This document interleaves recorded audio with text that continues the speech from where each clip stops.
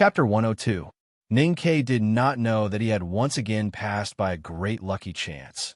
Nor did he know that he tore a piece of account book paper in the brothel and was seen by a divine talisman master, which led to the creation of the two famous chicken soup calligraphy and the woodcut rubbings of the Yin family.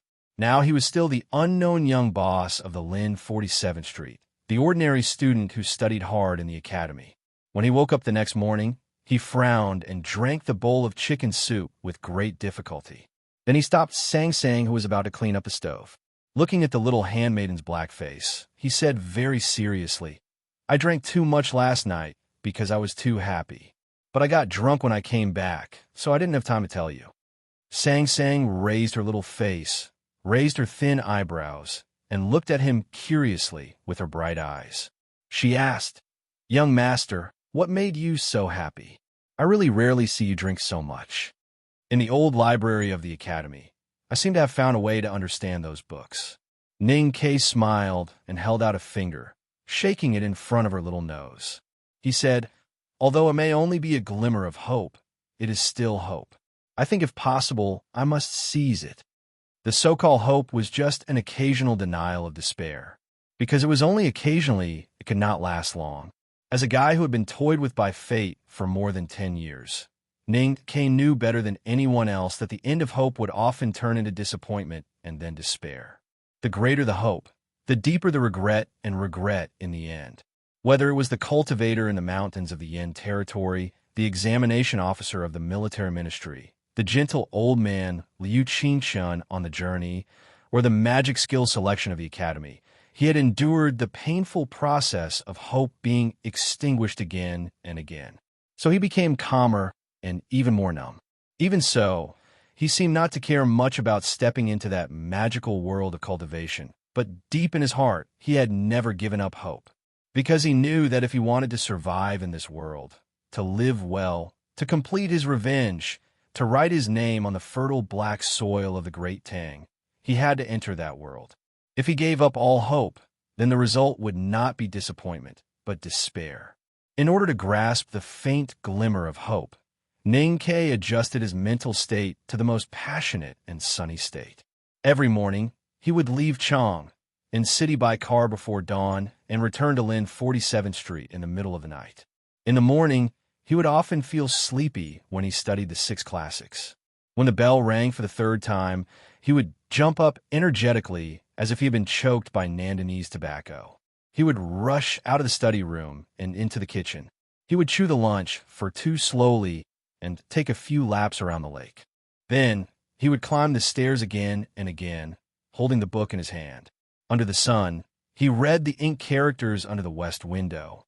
He used the 8 strokes calligraphy of Yong to disassemble all the characters in the thin book into individual strokes.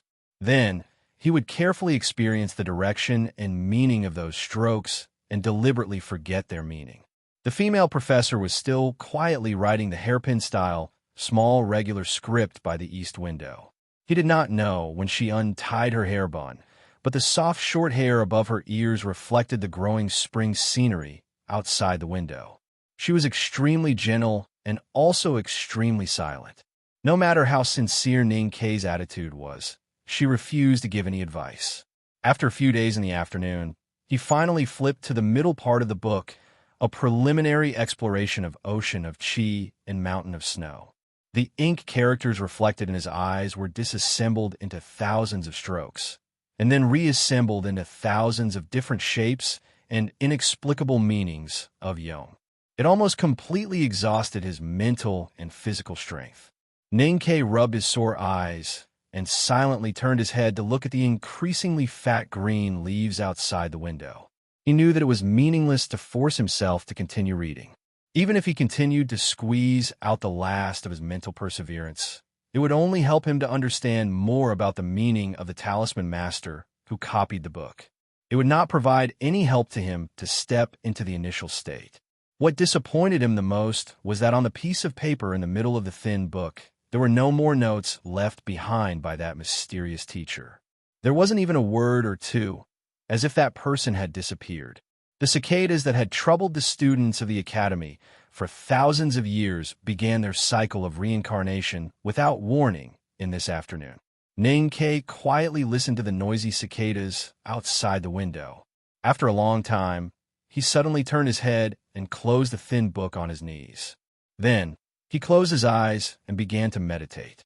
He used the 8 strokes calligraphy method of Yong to compose the meaning of the strokes, and then forcibly dispersed his mind to forget the meaning of the words. Therefore, although there were many strokes, and they could barely stay in a corner of the spiritual world, once he began to meditate on these strokes, the complicated strokes would become dangerous. On the first day, when Ning-Ke felt that the psyche power in his chest and abdomen had no way forward, he knew that it would be very dangerous to forcibly meditate on it. Therefore, he did not try it again these days. He only hoped that it was right in front of him in the human world. If he watched it slip away to the netherworld and the horizon, it was absolutely unacceptable to him.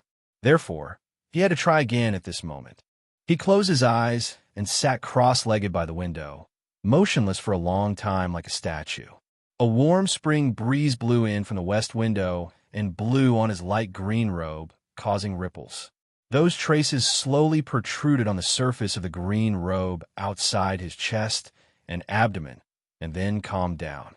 They protruded again and calmed down again, as if they had some kind of spirituality or as if some wonderful life had come to life. It was a pity that those traces could not be connected after all. They were isolated in a corner and could not be touched no matter which direction they went. Their spirituality was blocked, and life had no foundation. In a small pond in the academy, the lake water was gently disturbed by the wind, and the slight waves pushed a few small round duckweed on the surface to swing around. But no matter which direction the duckweed swayed to, it would eventually touch the wall of the pond and fall back. In a deep mountain somewhere in the world, a famous scholar went through the dense forest to visit a famous monastery. He knocked on the wooden door of a small temple, only to find that the great virtue-eminent monk had already traveled around the world. The famous scholar could only shake his head and climb up the stairs to retreat. He looked back at the broken road in the forest, feeling very resentful. In Ning-Ke's spiritual world at this moment, those extremely complicated strokes, those partial radicals that had been decomposed into no specific meaning, and those horizontal and vertical lines and ink spots suddenly became vivid as he tried to meditate on them. The ink marks had sharp metal edges and became the frightening saber array of the golden tribe of the barbarians on the grassland. The tip of the brush was infinitely wet and became the cold rain outside the spring breeze pavilion. It began to fall. When it fell, countless heads were chopped off, and when it fell, it became a rainstorm. It was majestic and endless, only endless conflicts. All of a sudden, the whole world stopped. He suddenly opened his eyes and left the state of meditation. He felt a sharp pain in his chest and could not help but lower his head to cough. The slightly hoarse cough instantly broke the silence on the second floor of the old library. He hurriedly lifted his sleeve to cover his mouth, only to find that the sleeve was stained with some scarlet blood spots. The headmaster of the academy once said that doing things by force is a very boring thing. Your body is not suitable for cultivation. Although you have amazing perseverance and even found a very interesting way, but since it is impossible, don't persist. Unknowingly, the female professor had already walked to Ning-Ke and said softly, while looking at him with gentle eyes. Ning-Ke looked up and found that the female professor was extremely small, with thin eyebrows and clear eyes. He could not tell how old she was. He knew that in the previous dangerous moment, she must have used some method to forcibly call him out of meditation. He could not help laughing at himself, stood up, wiped the blood stains on the corner of his mouth, and sincerely bowed to her. The female professor smiled and shook her head, indicating that he did not need to be so serious. After slightly nodding, she walked to the depth of the bookshelf with the hairpin-style, small regular script, and somehow got out of the old library. Unconsciously, Ning-Ke spent a lot of time meditating. It was already dusk outside the building. When the night was about to come, he did not hurry to leave, but quietly stood under the west window, listening to the intermittent chirping of cicadas due to lack of practice. Then he walked to the desk, ground the ink, and wrote a paragraph on the paper. Late at night, the talisman on the bookshelf in the depth of the second floor of the old library shone again, and then quietly slid to both sides. Accompanied by heavy gasps, Chun Pippi squeezed out with great difficulty, and his fat face was very funny with trembling flesh. After leaving those words that night, he had been concerned about Ning Kei's progress. However, because Ning Kei had asked for sick leave, he did not get a reply for several days, which made him angry and more curious.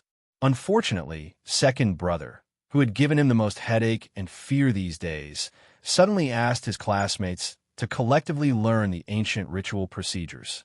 Under the continuous bombardment of fatigue, he had no time and energy to come over. Finally, Chun Pippi had some free time today. Without taking a bath and resting, he hurried to the old library, just to see if there was any reply from the poor and hateful guy. Walking to the bookshelf, Chun Pippi took out the thin primary exploration of Ocean of Chi and Mountain of Snow. He raised his thick eyebrows and made a slight sound. After reading it for a while, he could not help but shake his head in praise. This guy is really bold and ambitious. He actually came up with such a stupid method, and can actually understand it. What he read was naturally Ning Kei's first reply, and then he saw Ning Kei's latest message today. His thick lips could not help but smack more loudly. He frowned and said in distress, "You don't even know this, and you still want to play cultivation? I really don't know whether you are a genius or an idiot." After a moment of silence, Chun Pippi sat at the desk by the west window, ground the ink, and began to reply. In the second exchange between him and Ning Kei, this genius student from West Hill wrote, "Are you a child? Don't you even know such a basic truth? Since you don't know anything, you naturally can't resonate with the breath of heaven and earth. There is no other way. If you want to know the specific reason, I can only give you an analogy. Our body is like a musical instrument, such as a flute. Psyche power is the breath of heaven and earth in the flute. Beautiful music can't be played with the flute and the breath, because the sound comes from the holes of the flute. If there are no holes on your flute, how can you play? Heaven and earth can't hear your music. How can you sense it? There are so many acupoints in your ocean of chi and mountain of snow that are blocked. How do you still want to play? The computer network of the Austrian hotel is as bad as that of the German hotel. I tried my best to write it last night, but I just couldn't send it. Fortunately, I can now. Also, dear readers, it's going to be a long-distance flight back home soon. If I can write it on the plane, I won't stop updating tomorrow. If I can't write it on the plane, it will be terrible. I will confirm whether there is an update before 8 o'clock on the 19th and report to you by then. To be continued. If you like this work, please come to vote for me. Your support is my greatest motivation. Chapter 103. Morning. Have you finished copying the 3 teaching plans for today's calligraphy course? Not yet. I'm in a hurry. Then you guys have to hurry up. I heard that the teacher will give marks during the class. The marks will take up a large proportion of the semester exam. If we can't pass the exam, no one will be able to help us. The semester exam even counts the daily grades? I heard from my uncle that he was like that at that time. If Professor Wu wants to check who can memorize the 3,748 words of the Declaration of War against Yin, I'm sure I can't recite it. You'd better remind me of the beginning of the sentence. Of course, my problem is that I can't recite it even if you remind me of the words.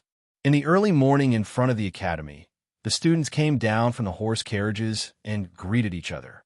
The sun was shining in the sky, and birds were singing in the woods behind the courtyard. As the spring deepened and the summer approached, the temperature became higher and higher.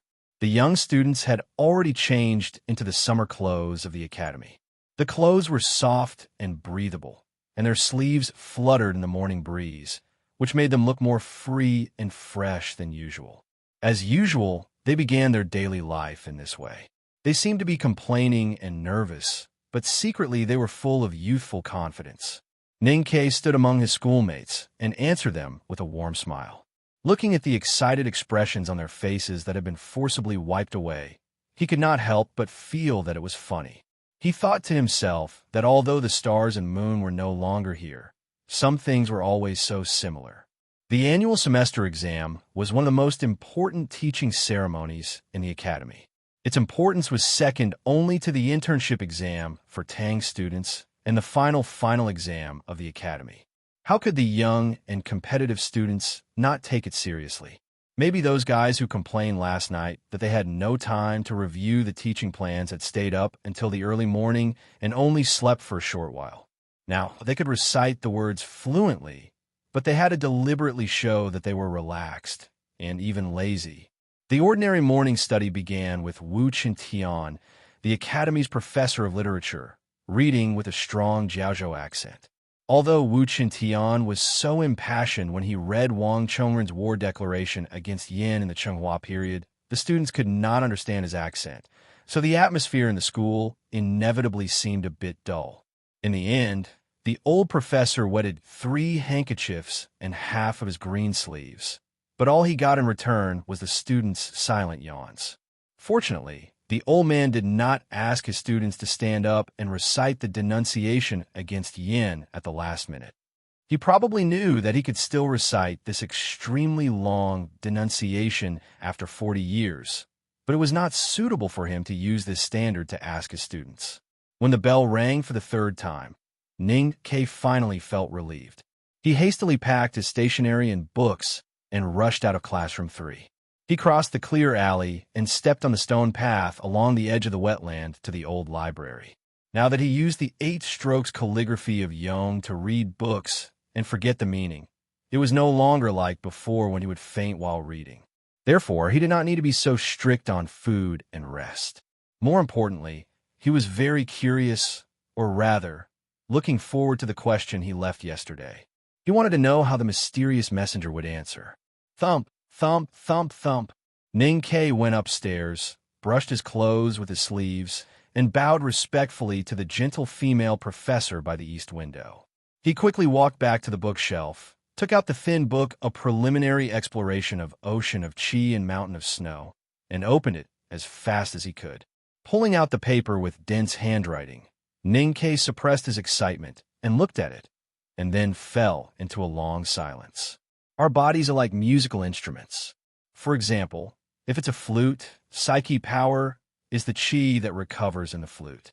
With the flute and the qi, it doesn't mean that beautiful music can be played because the sound comes from the flute holes.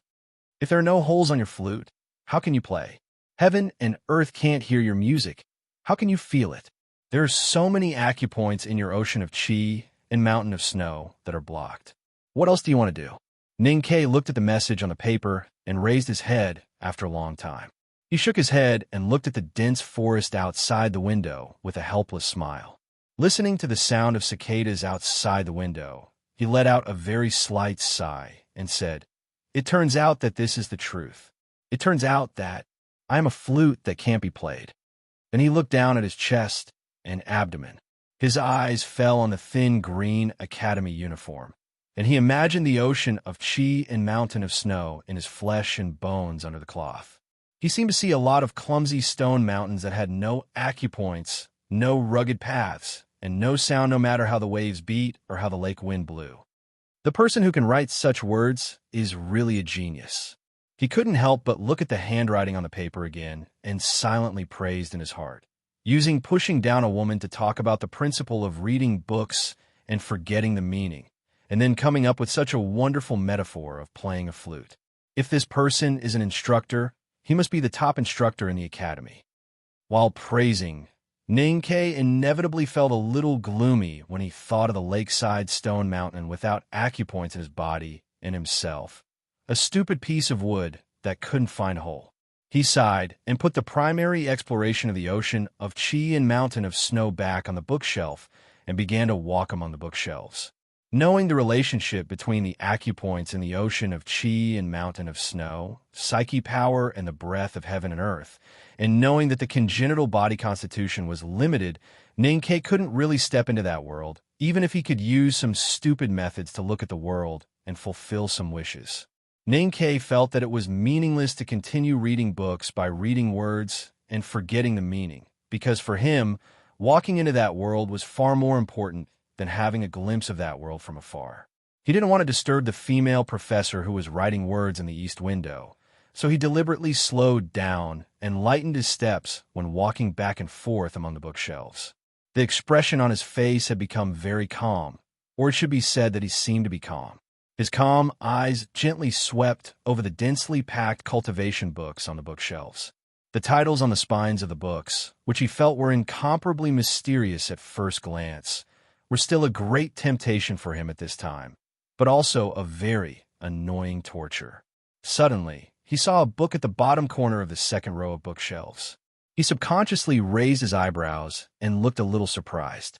There were countless precious and mysterious cultivation books hidden on this floor, but this book was definitely not the most remarkable one among them. But the name of this book reminded him of some past events. The name of this book was Wu Zhanyang's Theory on Howard Sword. It was the words Howard Sword that reminded Ning Ke of the first cultivator he met on the battlefield in his life. The great sword master in a green robe who intended to kill Princess Li Yu at the entrance of Northern Mountain Road. That great sword master was an abandoned disciple of the academy, and he cultivated in Howard Sword. He squatted down and pulled out the book of Howard Sword. After hesitating for a moment, he walked back to the wooden floor where he usually sat, and sat in the warm spring sunshine. After calming down for a moment, he opened the book. The cicadas outside the window were even louder, and the forest seemed more quiet. The rest of the students downstairs were either drowsy because of the cicadas, or they were all licking the tips of their pens to prepare for the semester exam in a month. Ning Ke sat alone on the floor, sitting between the cicadas and the silence. All of a sudden, his face suddenly turned pale. He clenched his right hand into a fist and hit hard on his chest, forcibly shaking himself out of the state of meditation. He dare not look at the pages of the book again. He was still reading the book in the way of 8 strokes calligraphy of Yone. Similarly, he also faintly felt that there was some kind of aura in his body, which flowed slowly in his chest and abdomen along with the strokes, and then disappointedly met the lake wall. But he did not expect that the words and strokes in this book of Wu Zhanyang's Theory on Howard Sword were so sharp that they did not turn back when they met the lake wall. Instead, they coldly and mercilessly stabbed forward with the aura in his body. It was this stab that made Ning Ke feel as if a real cold sword was formed inside his body and then pierced through his heart. The pain was so horrible that even he, who had been between life and death countless times and had been seriously injured many times, could not bear it when he was unprepared. If he were an ordinary person, he might scream at this moment and then fall to the ground with a pale face. Then he would be sent into the real world by the emptiness realm, twitching all over and fainting. But Ning Ke was not an ordinary person. He had many similar or even more painful experiences than this one. When he was 11 years old, he took Sang Sang through the vast Min Mountain for the umpteenth time. Once he lost his footing and fell off the cliff. Fortunately, he was stopped by a hard tree sticking out of the cliff, so he did not fall to his death.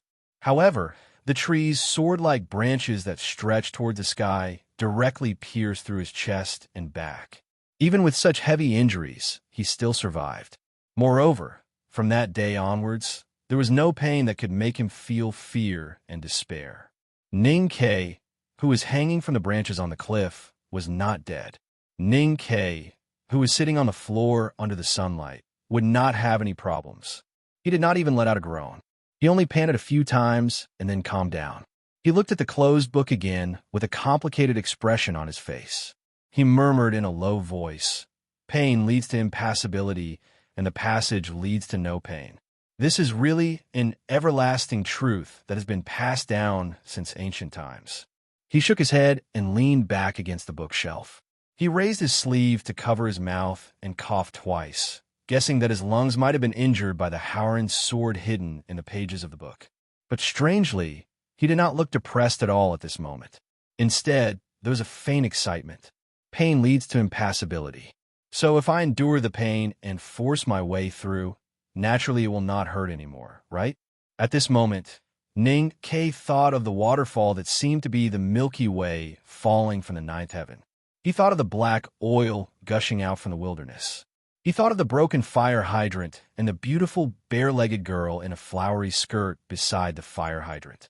She looked nervous, but was actually excited. He also thought of countless sages and sages in martial arts novels. Those fellows whose blocked meridians would be cleared after a nap. Those who lost all their power and slept in a tomb for a few years wrapped in unfinished silk. Those who became invincible after cutting themselves with a knife and severing their conception and governing vessels. Those who turned themselves into a great grandmaster of the one meridian after their meridians were all severed. Those who turned themselves into a great grandmaster of the one meridian. If those old guys and little guys could do it, why couldn't he? If those guys could succeed in the end, because they all had some kind of stubbornness in their temperament, then would his stubbornness be less than theirs? Determination and arrogance flashed in Ning Kei's clean eyes. He struggled to stand up with the help of the bookshelf and walk to the desk beside the west window. He ground the ink and moistened the brush. He left a message for that guy. I do understand the importance of impassibility. If Hao Ian is destined to make me impassibility for the rest of my life, then I have to do it myself. I finally came out before 12 o'clock. What's even better is that this chapter doesn't seem to need any major repairs. Excellent. I'll bow down and go to sleep. The day after tomorrow, it's going to be midnight. Dear, I'm going to die. Oh, dear. If you like this work, please come achieve yen. Come to vote for me. Your support is my biggest motivation. Chapter 104. After class on the second day, the students in the study room did not leave with laughter as usual, but looked at the door of the study room one after another, looking puzzled and slightly surprised. Standing at the door were Xie Qingyun, Zhong Dajuan, and several companions. They were students of grade 8 dormitory, and no one knew why they came here today. The academy had opened for more than a month, and the students gradually became familiar with each other, and the dormitories gradually became a group. Although there was no dispute among them for the time being, there would always be some relatively antagonistic mentality. Therefore, after seeing Xie Qingyun and Zhong Dajuan at the door, the students of Classroom 3 were curious and somewhat vigilant. Xie Qingyun from the South Jin Kingdom had not gone upstairs these days, and his body had recovered well, and his face was no longer pale.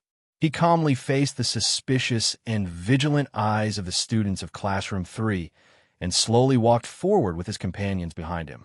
They walked to somewhere behind the study room, and then took out a letter from his sleeve and very seriously and solemnly handed it over. Ning Kei had been calmly looking at the door. He had thought that his target might be Jin Wucai or one of the Chang and noble women in the front row, and then there might be a romantic affair. He did not expect that he would go straight to the back of the study room, and his target turned out to be himself. After thinking for a while, he stood up and looked at him with a slight smile. Looking at the craft paper letter between his fingers, he asked, "Is this an invitation, or does Xie Qingyun want to invite me to dinner?" Xie Qingyun glanced at Zhong Dajuan beside him, and then looked at Ning Kei seriously and calmly said, "It's not an invitation, but a letter of challenge. I want to have a gentleman's competition with you in the semester exam of the academy a month later to see who can get the first place. Since it's a gentleman's competition, I won't take advantage of you. It's limited to the 3 courses above A in the academy entrance exam." In the academy entrance exam, Ninkei's total score was not very eye-catching, but he got A+ in the 3 subjects of writing, archery, and mathematics, which forcibly surpassed Xie Qingyun, Zhong Dajuan, Lin Chuan, and Wang Ying. The so-called indignation and unwillingness probably started from that moment. Coupled with the sensational competition later, Xie Qingyun, a talent from the South Jin Kingdom who had been proud of his peers since childhood, had to admit that compared with this seemingly ordinary border town soldier, he seemed to be always losing. He came to the Tang Empire with the glory of his family and even the South Jin Kingdom on his shoulders. He could not allow himself to keep losing. Zhong Dajuan and his other companions kept stirring things up, so he decided to find an opportunity to take back all the glory that once belonged to him. The semester examination of the academy was the best opportunity. Ning Kei was slightly startled, for he had never thought that it would be like this. For him, he had not come into contact with this game of using exam results to fight for his pride for many years. To be more precise, Since he was severely taught by his mother with a mop in the first grade of primary school, he had always got full marks and had never met a classmate who dared to challenge him in learning. More importantly, in this life, he was used to challenging on the edge of a knife and between life and death. Suddenly finding that these young classmates were still at this level, he could not help but feel a little childish and funny. Thinking of this, he could not help laughing. He looked at Xie Qingyun and wanted to say something, but found that he could not make it clear to such a son of an aristocratic family. A short silence and a gentle smile had different meanings in different people's eyes. Zhong Dajuan knew that Ning Ke was not a timid person, so he sneered and said, "Are you afraid?" Finding that the students of Grade A dormitory came to send a letter of challenge, the students of Grade C dormitory were shocked into silence at first, and then it turned into a whisper discussion. At this time, hearing Zhong Dajuan's sarcasm and provocation, although the students of Grade C dormitory were afraid of famous people like Xie Qingyun and Zhong Dajuan, they could not help but get angry and shouted, "Ning Ke, take this letter!" Situ stood up and glanced at Ning Quebec. When she was about to say something, Ning Ke shook his head and stopped her. He naturally reached out to take the letter, looked at Xie Qingyun in front of him, and asked, "Although it is not a duel of cutting sleeves or cutting palms, I think since you insist on using this childish and cute way to get back the lost dignity, you will definitely put forward the relevant bet about winning or losing." Then he added with a smile, "The bet can't be too excessive. If the loser wants to go to the old library to hug the big pillar and shout, 'I love Her Majesty,' then I will give up in advance." As soon as this remark came out, there was an exaggerated laughter in the study room. Xie Qingyun also laughed and said, "Since it is a gentleman's competition, what we want is nothing more than academic progress. The loser should treat the winner to a meal." The bet was nothing more than a meal. As the saying goes, it is raised high and then it is lowered gently. Behind Xie Qingyun, Zhong Dajuan heard that he suddenly changed the original bet and could not help showing anger at his eyes. However, the students of Grade C dormitory thought that Xie Qingyun's proposal was very graceful and had a better impression of him. Ning Ke shook his head indifferently and looked at Xie Qingyun with a smile. He said softly, "A gentleman's competition. If I don't accept your challenge, am I not a gentleman? Although I'm not a gentleman, I don't want to be one. I think you're not a gentleman when you use words to force people to submit." Xie Qingyun slightly changed his expression and said nothing more. The challenge of Xie Qingyun, a talent of the South Jin Kingdom, caused a sensation among the academy students. The students of Grade C dormitory were not in a hurry to go home or get a meal, but stayed excitedly, discussing and analyzing the possible results and giving suggestions for Ning Ke with a spirit of collectivism. Situ Ilan even came up with the idea of asking the sharpshooter of the military ministry to give Ning Ke special training again. Ning Ke himself looked very calm and natural, just smiled and apologized and left the study room. Compared with the great fear between life and death, other things were not so scary. If he acted solemnly, it would be in vain and make others laugh. For Ning Ke, who had experienced too many great fears between life and death, Xie Qingyun's serious challenge letter was such a funny childish trick. He accepted the challenge letter not because he wanted to review the past and regain the glory of winning the whole school list, but because he didn't have too much energy to say anything to these youthful classmates. Now his whole mind was on the top of the old library on the humble mountain without aperture acupoints. He went upstairs again, bowed respectfully to the east window, and then walked to the west window. On the way, he stopped at the bookshelf and pulled out the thin book. After opening it, he found that there was no message from the mysterious man on the paper, so he regretfully sighed and put the book back. Then he pulled out Wu Zhanyang's theory on Howren's sword from the bottom of the bookshelf on the third floor and began to read the book with his legs crossed. If Ning Ke was now lying in front of a steep and difficult mountain, then what he was doing now was what the foolish old man had done. Even if he couldn't climb over the mountain, he would forcibly dig a few ventilation tunnels from the middle. The foolish old man had stepped on many pairs of straw sandals and dug many holes to move the mountain. He was a guy with great perseverance. However, if he, who had no modern engineering knowledge, went to dig countless tunnels on both sides of the mountain, he would eventually be like a loach drilling through tofu and helplessly dig a tofu dregs project that kept moving forward and collapsing. Even if he had the body of Vajra, it would be in vain for him to dig for thousands of years. It was a very beautiful wish that man could conquer nature, which could motivate human beings to keep moving forward at the spiritual level. But in specific cases, not everything could be completed perfectly by perseverance alone. Back to the foolish old man who was worshipped as an idol by Ning, Kay, and many male protagonists. When people questioned him, he said that his children and grandchildren were endless, but the mountain was always there, so one day it would be dug out. This sentence was very refreshing and vigorous, and vaguely in line with the true meaning of the headmaster's question of cutting peach blossoms and drinking wine, the so-called endless. However, the foolish old man didn't know a cruel truth, that was, the mountain would sometimes grow taller. In the next few days, the pen and ink were like swords, stabbing directly into the chest.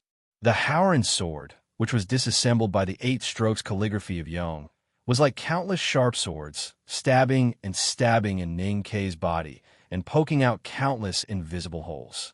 However, those holes quickly collapsed, leaving no passage at all. In order to forcibly poke through those blocked passages, Ning K made great efforts, and his spirit and body were seriously exhausted. He didn't faint again, but with more and more times of meditation and forcibly mobilizing psyche power to break the mountain, his face became paler and paler, his throat became drier, and his ears began to buzz, and the pain in his chest and abdomen was enough to kill countless talents like Xie. The injured lobe of his lungs began to affect his breathing, and his coughing at night became louder and more hoarse and unpleasant. So Sang slept less and less. Finally, one morning, he spat out a mouthful of blood. After being sent to the medical hall, the doctor looked at the lad with pity as if he was looking at a tuberculosis patient, and then casually prescribed some nourishing medicine and told him to take a good rest and not to go to the brothel again. After receiving 20 taels of silver, he didn't say anything more. After paying such a big price, the mountain in Ning K's body, the humble mountain, and the snow mountain were still there in silence. It was really like watching him dig the mountain, and the mountain collapsed. Watching him move the mountain, and the mountain didn't speak a word of contempt.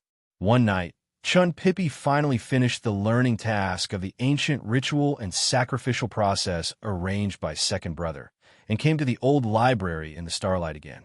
When he opened the thin book and saw the sonorous and powerful declaration left by Ning K, he was so shocked that he almost cried out. With his fat lips trembling, he pointed at the words left by Ning K and angrily scolded in a low voice.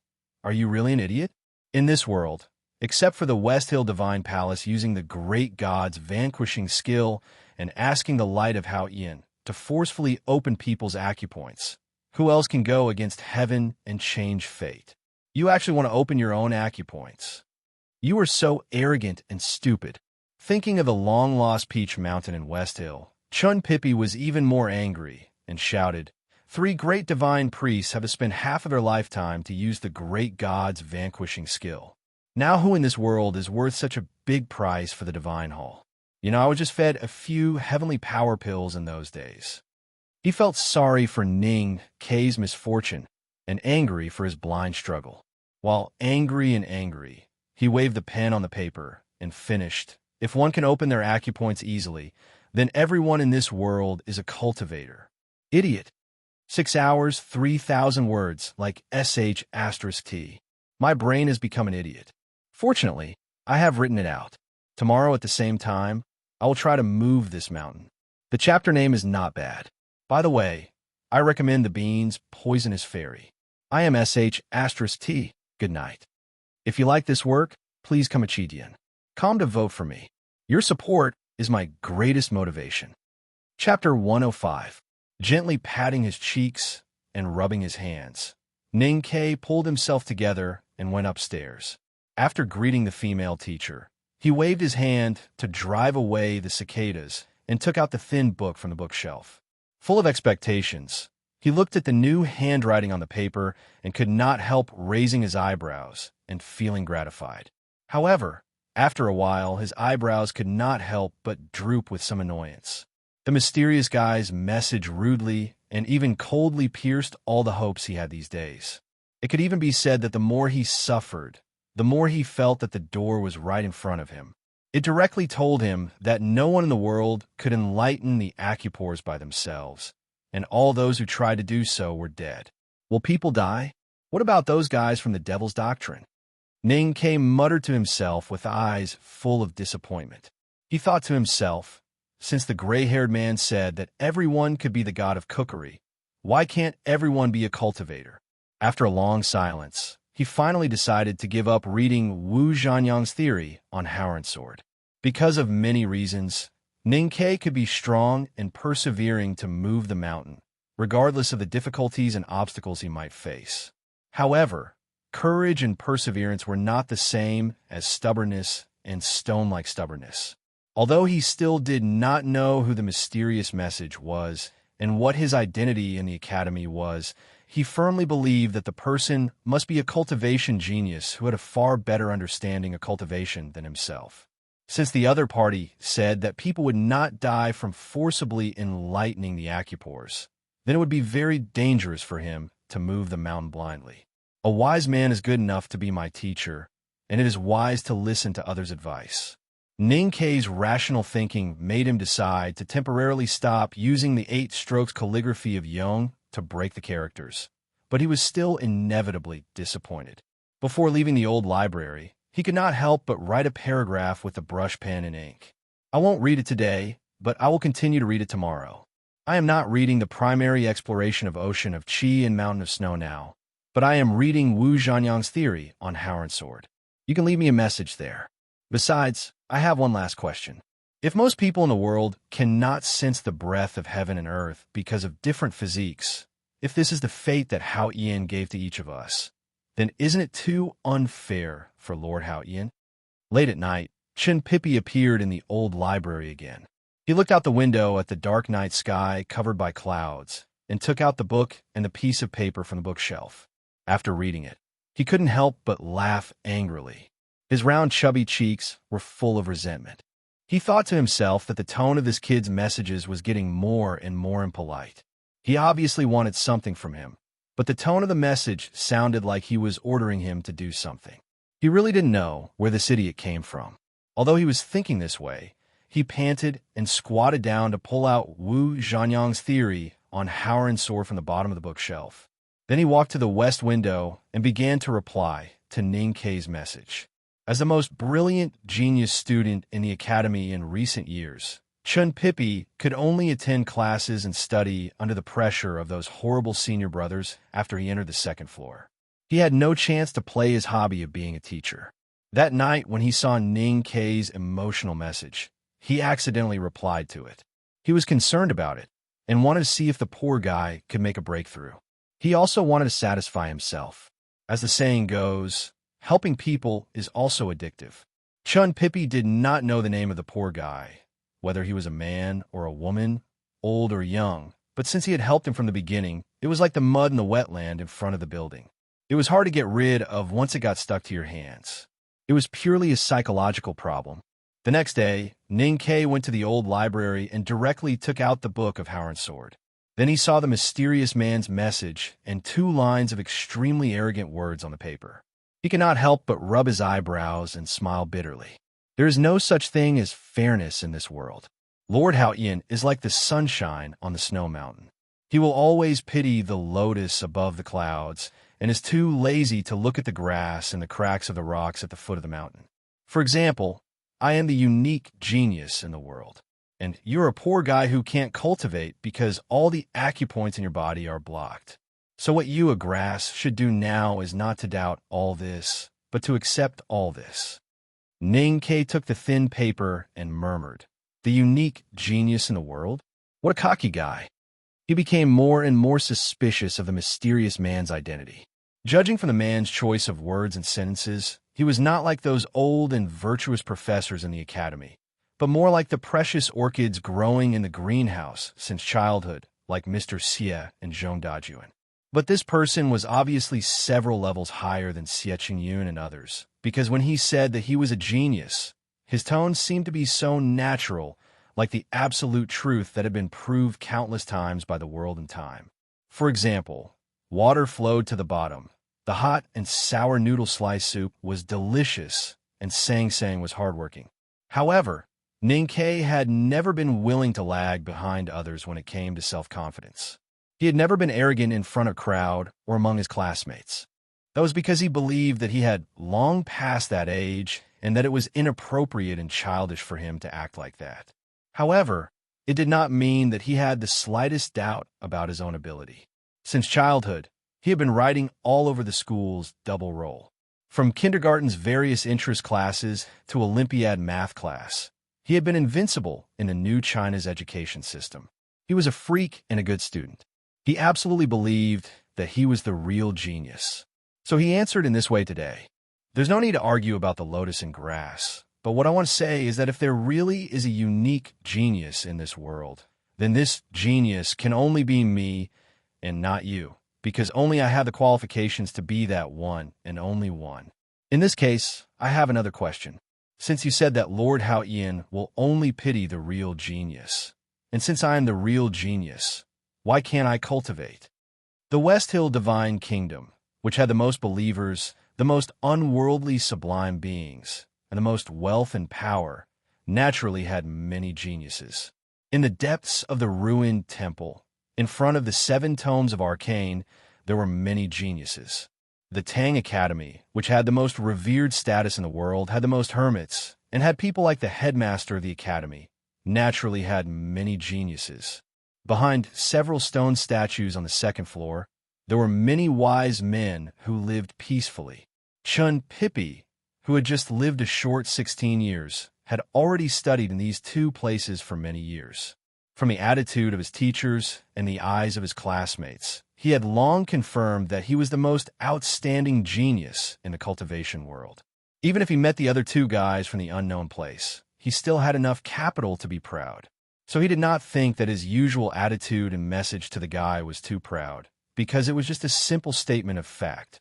Now he finally met a guy who was prouder and more confident than him. The problem was that, in his opinion, the guy who claimed to be the one and only genius was just a pitiful person who didn't even know what cultivation was. He only had some perseverance and tricks. Well, Chun Pippi admitted that the guy was smart and persistent, but what made him compete with him for the word genius? In his anger, he wrote wildly with the help of the dim starlight through the clouds and the angry cicadas outside the window. He gave Ninkei a question in his message. You used the 8 strokes calligraphy of Yong to break the characters and used such a stupid method to read the book and forget the meaning. I guess the sword aura must have hurt your heart and lungs when you read the Howren sword. Then let me ask you, how should you treat the heart and lungs? Don't talk about the dirty medicine such as Qian Caozi.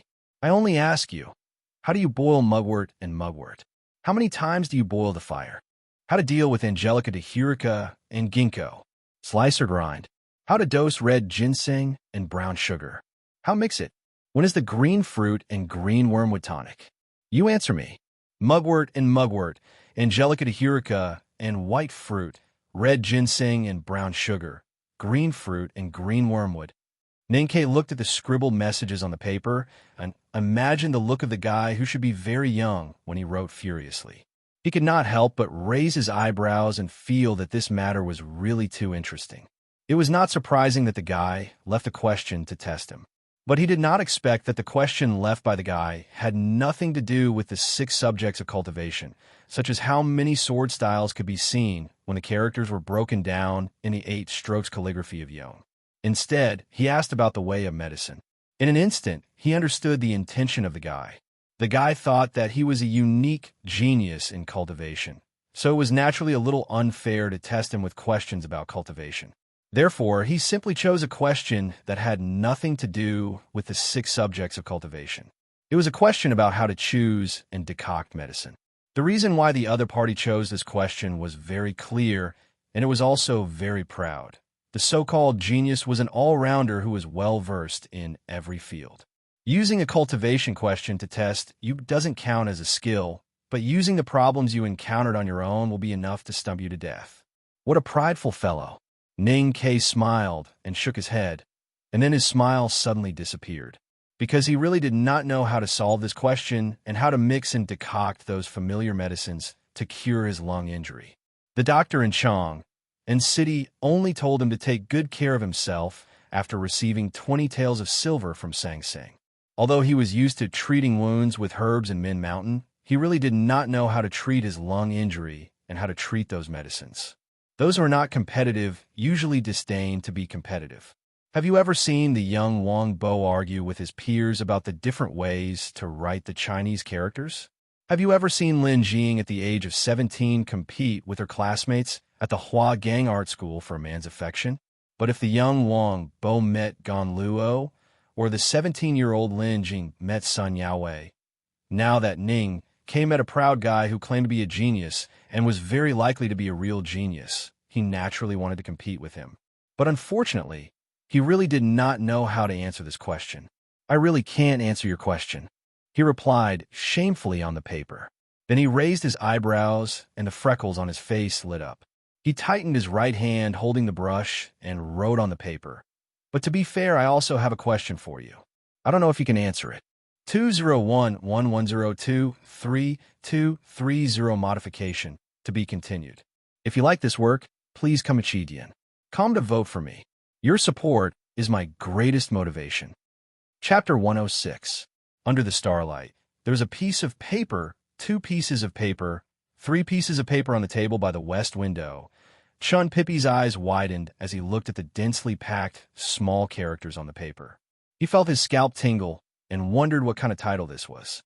There were actually 3 whole paragraphs of characters written on it. Subconsciously, he began to read from the beginning, how Ian's light shines on the world and cares for all living creatures like a cattle herder. If you think you're a little smart, you could try to calculate the number of cattle herded by Hao Ian. The cattle gather in the Kaiping market in the north of the Tang Empire. They are divided into 4 groups and pass through the city gate to leisurely graze on the grassland of the barbarians. The first group is as white as silk, the second group is shining with black luster, the third group is brown and yellow, and the fourth group is colorful. There are males and females in each group, and there are many and few of them. Let me tell you the proportion of the bulls in each group. The number of white bulls is equal to the number of brown bulls, plus 1/3 and half of the number of black bulls. In addition, the number of black bulls is equal to 1/4 and 1/5 of the number of colorful bulls, plus all the brown bulls. When the brown bulls and colorful bulls are together, they form a triangle, and no bull dares to break in. Please tell me the exact number of cattle in each group, and add an explanation. I solved this question when I was 7 years old. In the following time, Chun Pippi stared at the dense ink marks on the paper, and began to bite the pen, scratch his head and hair, smash his legs, pursed his lips, gasped, licked the pen tip, began to calculate, gave up, and then continued to bite the pen, scratch his head and hair, smash his legs, pursed his lips, gasped, and cursed in a low voice. He did not leave until late at night. The back mountain of the academy was shrouded in a faint mist in the early morning. The stone square was surrounded by a few thin fences, and one could faintly hear the sound of roosters pecking at their food nearby. Occasionally, there were some voices of reading and questioning coming from the school deep in the stone square. The fog gradually dispersed, and Chun Pippi dragged his fat body out. His eyes were bloodshot after staring for a whole night, and his hair, which was usually tied up tightly, was fluffy and messy like a pile of grass pulled by a chicken. He looked extremely embarrassed, not like a poor child who had been scolded by his mother for a whole night, but more like a poor child who had been scolded by his mother with a stick. Chun Pippi walked to the door of the school and listened to the questions being asked inside. Thinking of his usual arrogance, he couldn't help but feel ashamed. However, the urge to solve the question won over the possible humiliation. He gritted his teeth and pushed the door open. Without looking around, he respectfully bowed to the people around him. A moment later, a few shocked and mocking laughter rang out in the study room. There are actually math problems in this world that our junior brother doesn't understand. Even a genius like you can't solve this problem. How can we solve it? Pippi, don't be naughty. At this moment, a person appeared at the door of the study room, and the laughter in the room suddenly stopped. Everyone, including Chun Pippi, quickly stood up and bowed respectfully, saying, "Greetings, second brother." The person who was addressed as second senior brother was tall, wearing a rather ancient hat and an ordinary summer uniform of the academy. However, there was a satin belt woven from golden threads tied around his waist. He had dashing eyebrows and handsome eyes, and his expression was solemn and square. His entire body exuded an air of strict observance of etiquette. Standing there, he seemed as unshakable as a palace. The season of the year is in spring.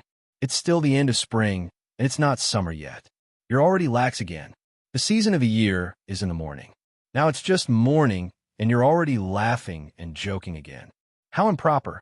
Everyone knew that second brother had such a proud and polite temperament, and they were even more nervous when facing him than when facing the headmaster of academy and eldest brother.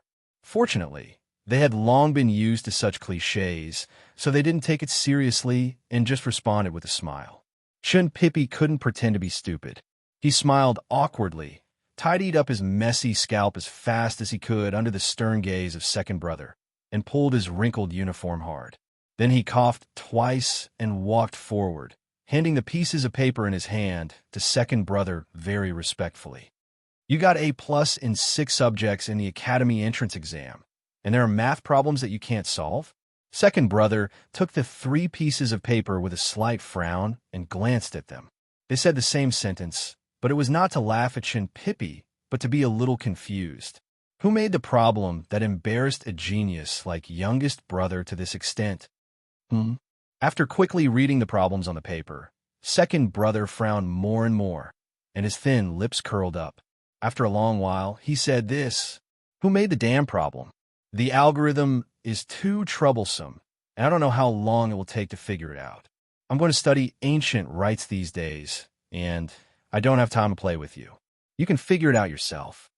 After saying this, second brother flicked his sleeves, put his hands on the golden silk belt around his waist, and proudly turned to leave the study room. He went straight to the direction of the fog-shrouded fence outside the door. The study room was silent, and all the students looked at second brother's back in astonishment. They thought that second brother, who hid his absolute pride with seriousness, would also use this method to avoid a fight. Thinking of second brother's usual serious behavior, some people wanted to laugh, but immediately raised their hands to cover their mouths, for fear that second brother would hear their laughter. Chun Pippi looked at second brother's gradually disappearing back, and his expression became even uglier.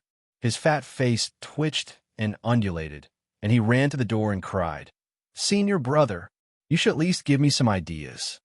At this time, second brother slowly walked out of the stone platform with strict and square steps, like an emperor on the stage.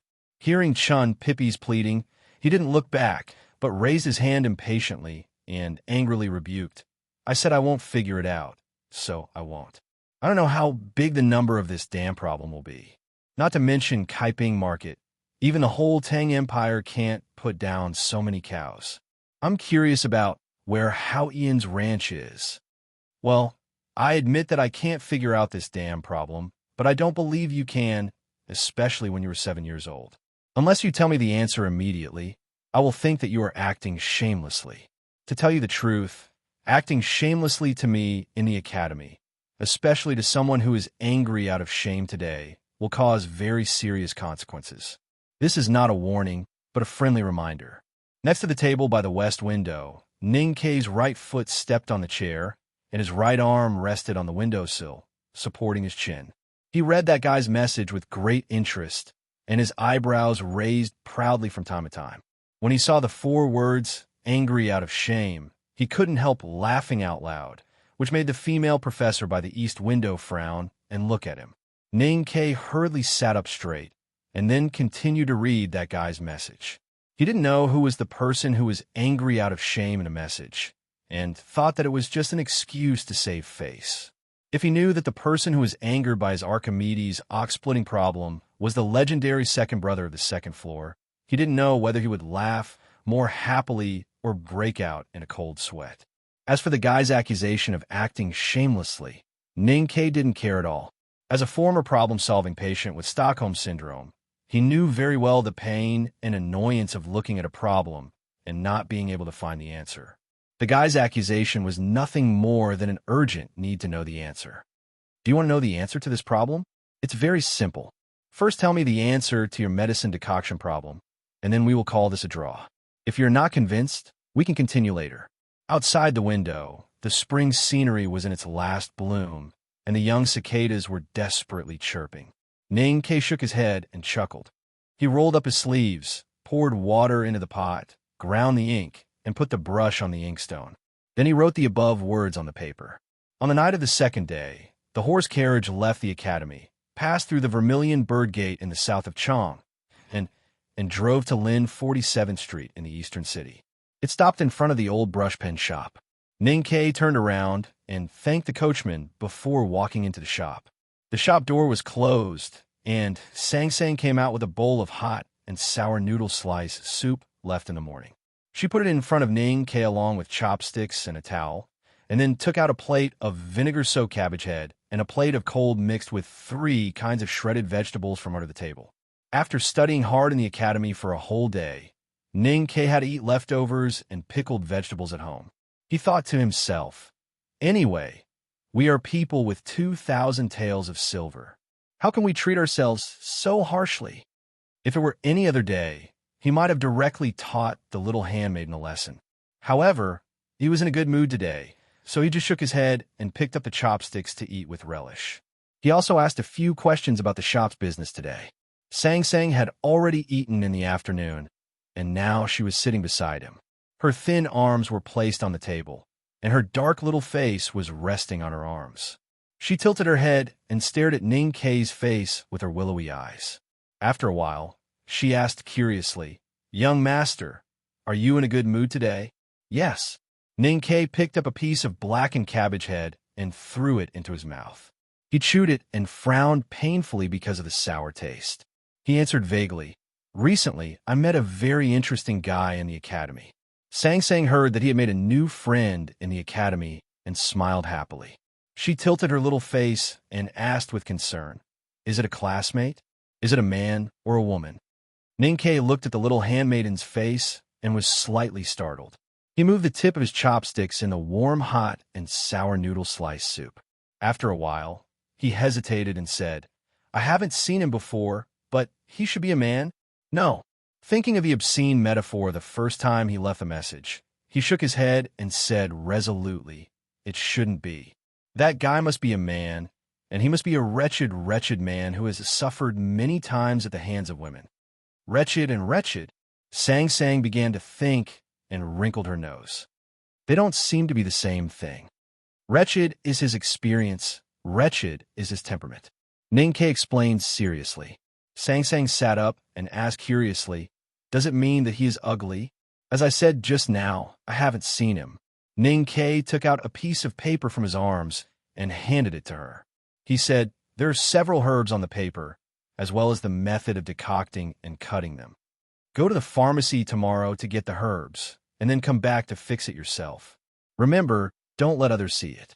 Sang-Sang took it and asked with a frown, "Why can't others see it?" Ning-K thought of the guy who left him a message in the old library and couldn't help laughing. He said, "If I am right, that guy should be a student of the second floor of the academy.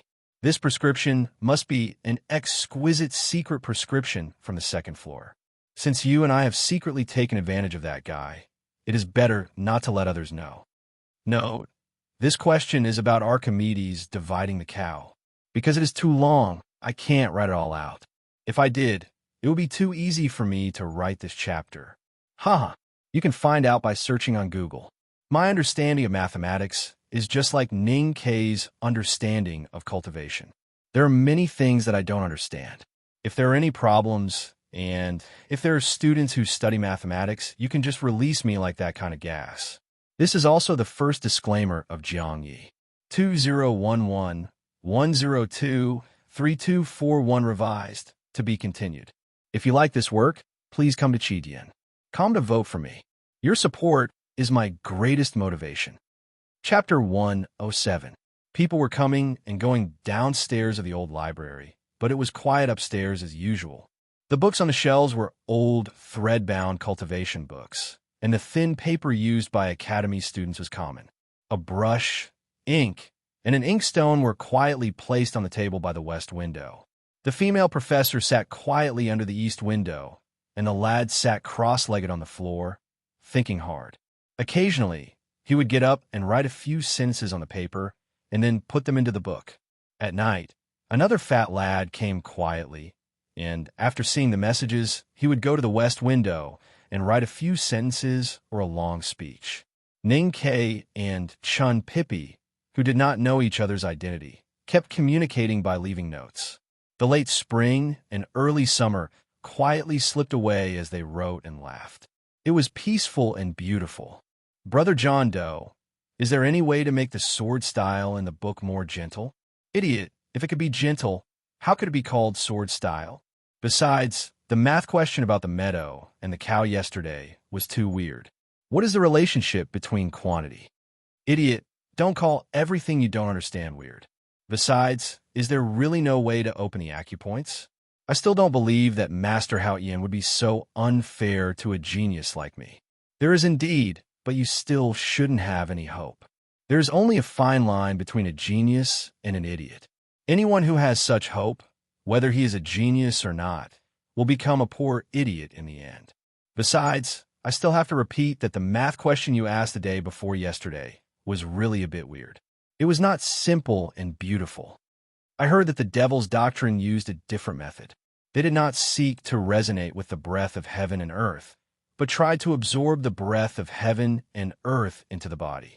There are no acupoints in the body. Can you use this method to step into the path of cultivation? Besides, here's the third math question I gave you. Please try to solve it seriously, and don't always ask for the answer from me.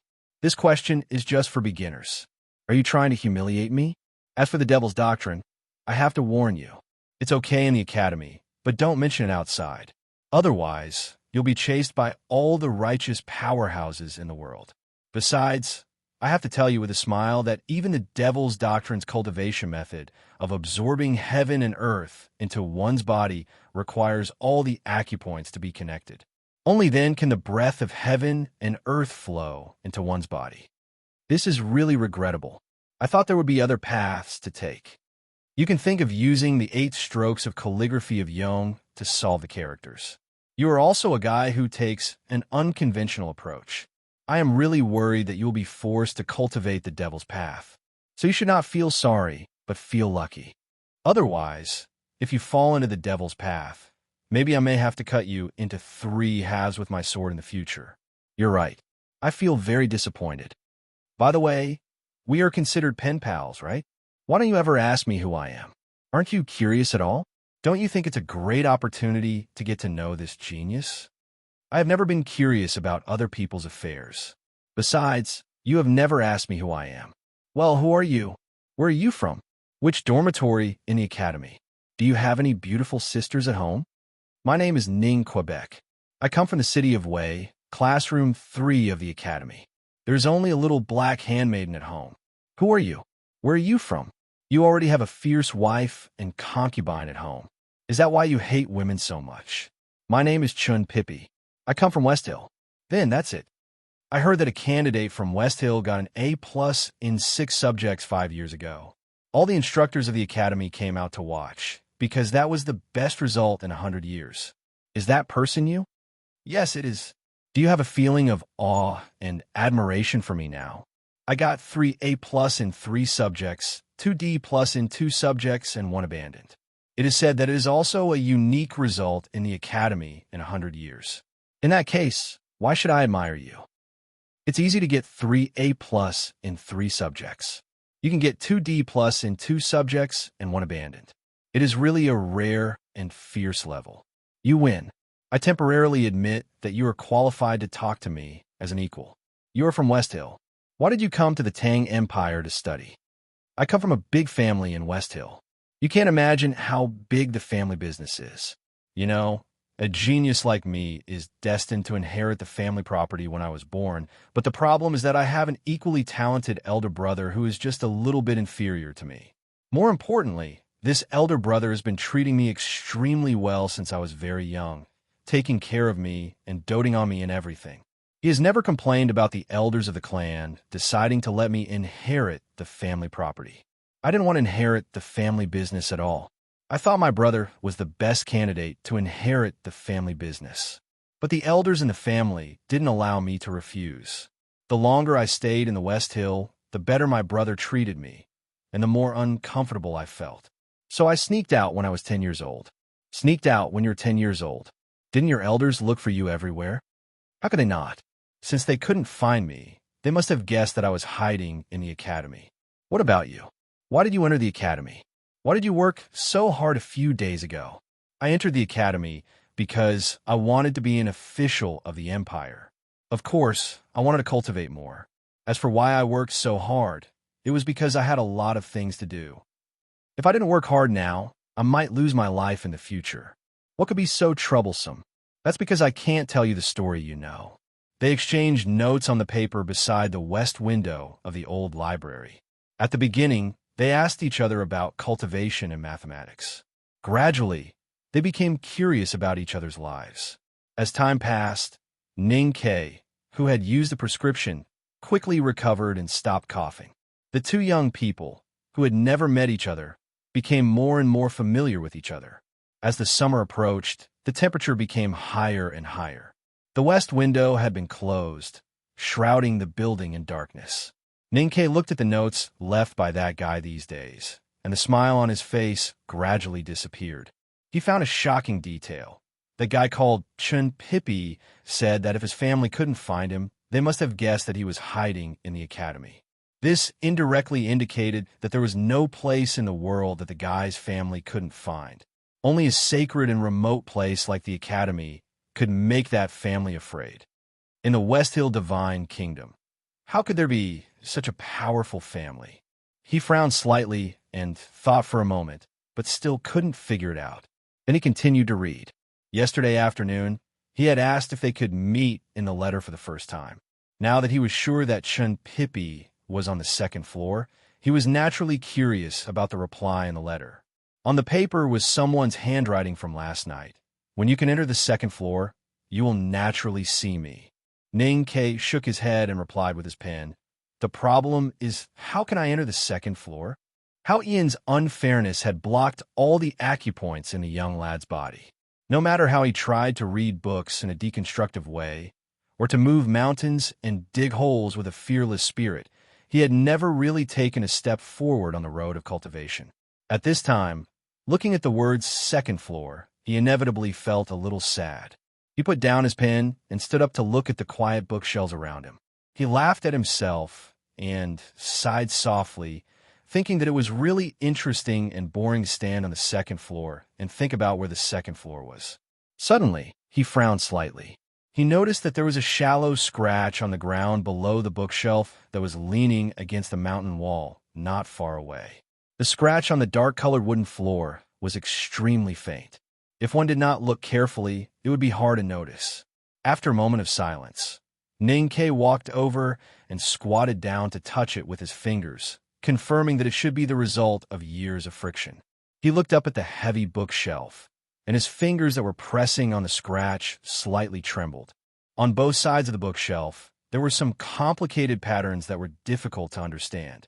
The patterns were greasy over the years, suddenly round and suddenly square, without any specific shape, looking extremely ugly. Every detail of the flying eaves and carved rafters of the old library was extremely exquisite, but the patterns on the bookshelf facing the wall were so crude. He felt more and more strange. He slowly touched it with his fingers and then closed his eyes to feel every kind of touch coming from his fingers.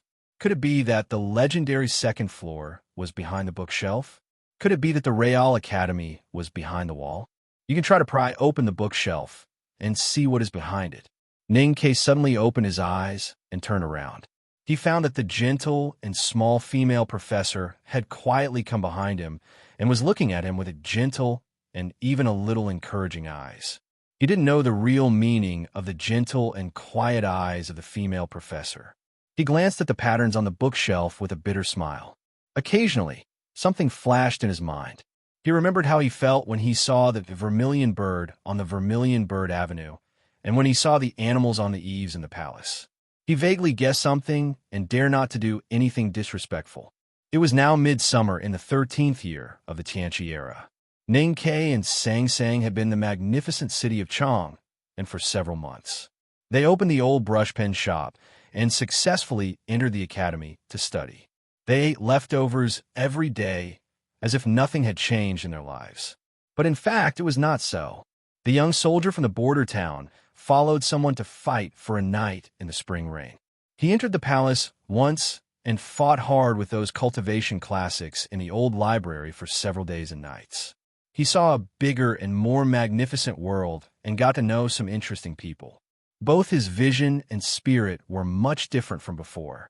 Most importantly, in these few months, he had sent away his first friend, killed the censor Zhang Yiqi and Chen Zixian, and taken the first step on the path of revenge. Fortunately, the death of these two people did not seem to have alerted the Tang Empire's officials and the powerful General Xiaohou. It's too hot. That's the bad thing about Chang'an. Lying on the bamboo chair and looking at the stars above, Ningke wiped the sweat off his face and shook his head. He said, "The weather will only be cooler in the morning. There is a small lake beside the tea specialist's house. Do you think it will be more comfortable than here?" Sang Sang took the towel and soaked it in the bucket of cold water. She said in a low voice, "Young master, are you going to kill him just because his house is cooler? Revenge, is it really that interesting?"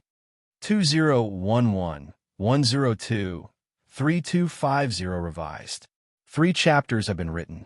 3 chapters have been revised. Please vote for me. I've just started moving the mountain, and I really need everyone's help to stimulate me. To be continued. If you like this work, please come to Chidian. Come to vote for me. Your support is my biggest motivation. Chapter 108. Chang'an was a city that had no regrets, except for its summer. In June, the sun was getting brighter and brighter, and the temperature was getting higher and higher. The hot summer air enveloped the streets and alleys. Occasionally, the wind would blow with a disgusting warm breath, wilting the originally green and plump leaves, staining the grapes on the racks purple, bringing out the ice cubes from the houses of the nobles, and pushing open the doors and windows of the commoners. All the doors and windows of the shops along the street of Lin 47th Street were open.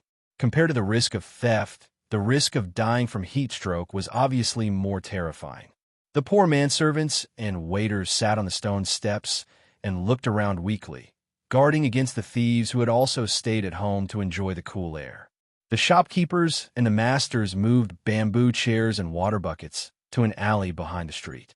The alleys were quiet and narrow, shaded by green pagoda trees. There was not much sunlight during the day, and the night wind was much faster because of the narrow alleys, which made people feel relatively cool when it blew on them. All kinds of bamboo beds and small square tables had completely blocked the narrow alleys behind the street.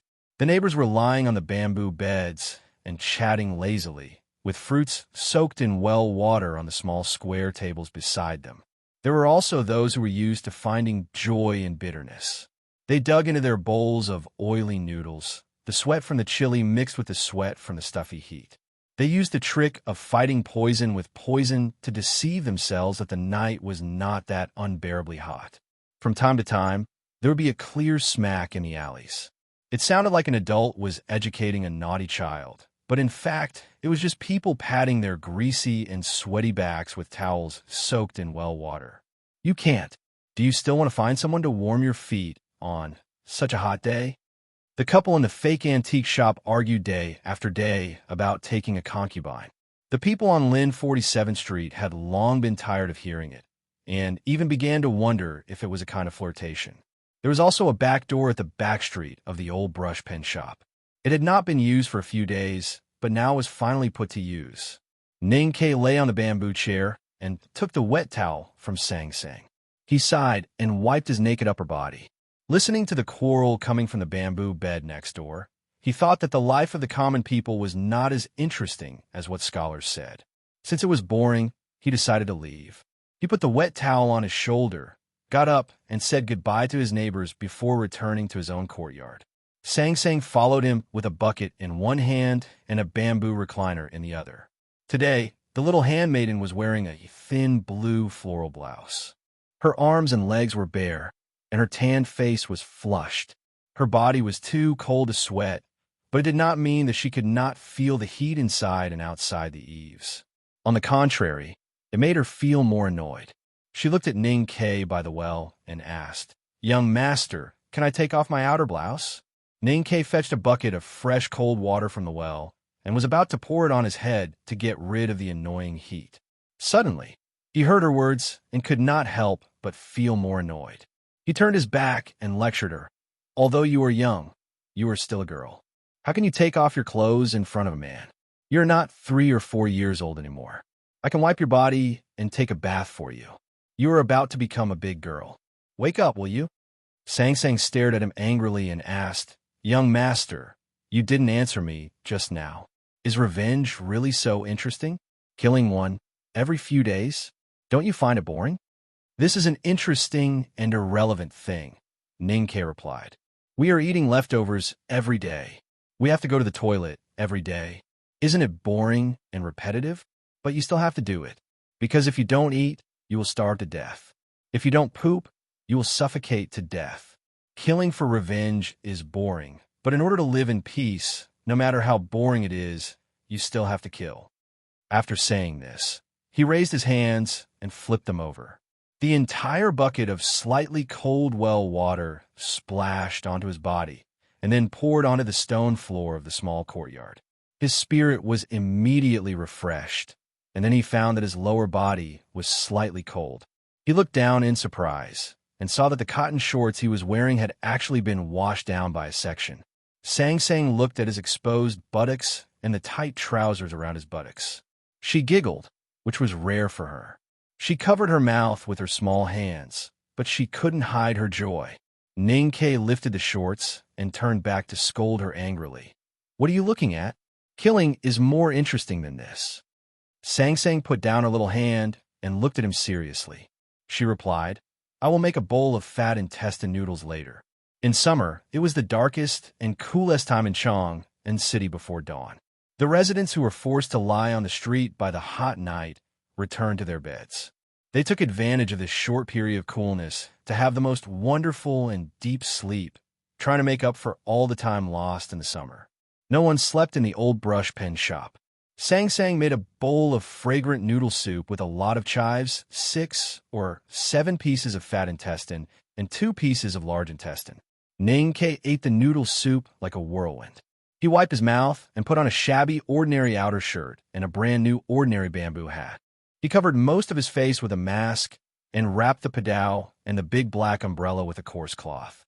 Then, he pushed open the back door of the small courtyard and walked into the night after saying goodbye to the little handmaiden. Walking through the quiet streets and alleys of the eastern city, the cool night wind passed through them. Whether it was the tired residents or the vigilant dogs, they were all sleeping sweetly. It seemed that the whole city had not woken up yet. Only the sound of the water delivery cart rolling over the bluestone could be heard from time to time, and then it gradually faded away. The faint light of the lantern illuminated the road ahead of the water delivery cart, which was swaying restlessly. When the water delivery cart passed by the side entrance of a marketplace in the southern city, Ning Ke, who had been silently squatting in the gap of the big bucket, jumped down. His feet landed on the ground silently, and his body quickly flashed into the darkness of the side alley of the marketplace. Then he took out the hand-drawn map by Sang Sang and looked at it for the last time in the extremely dim light.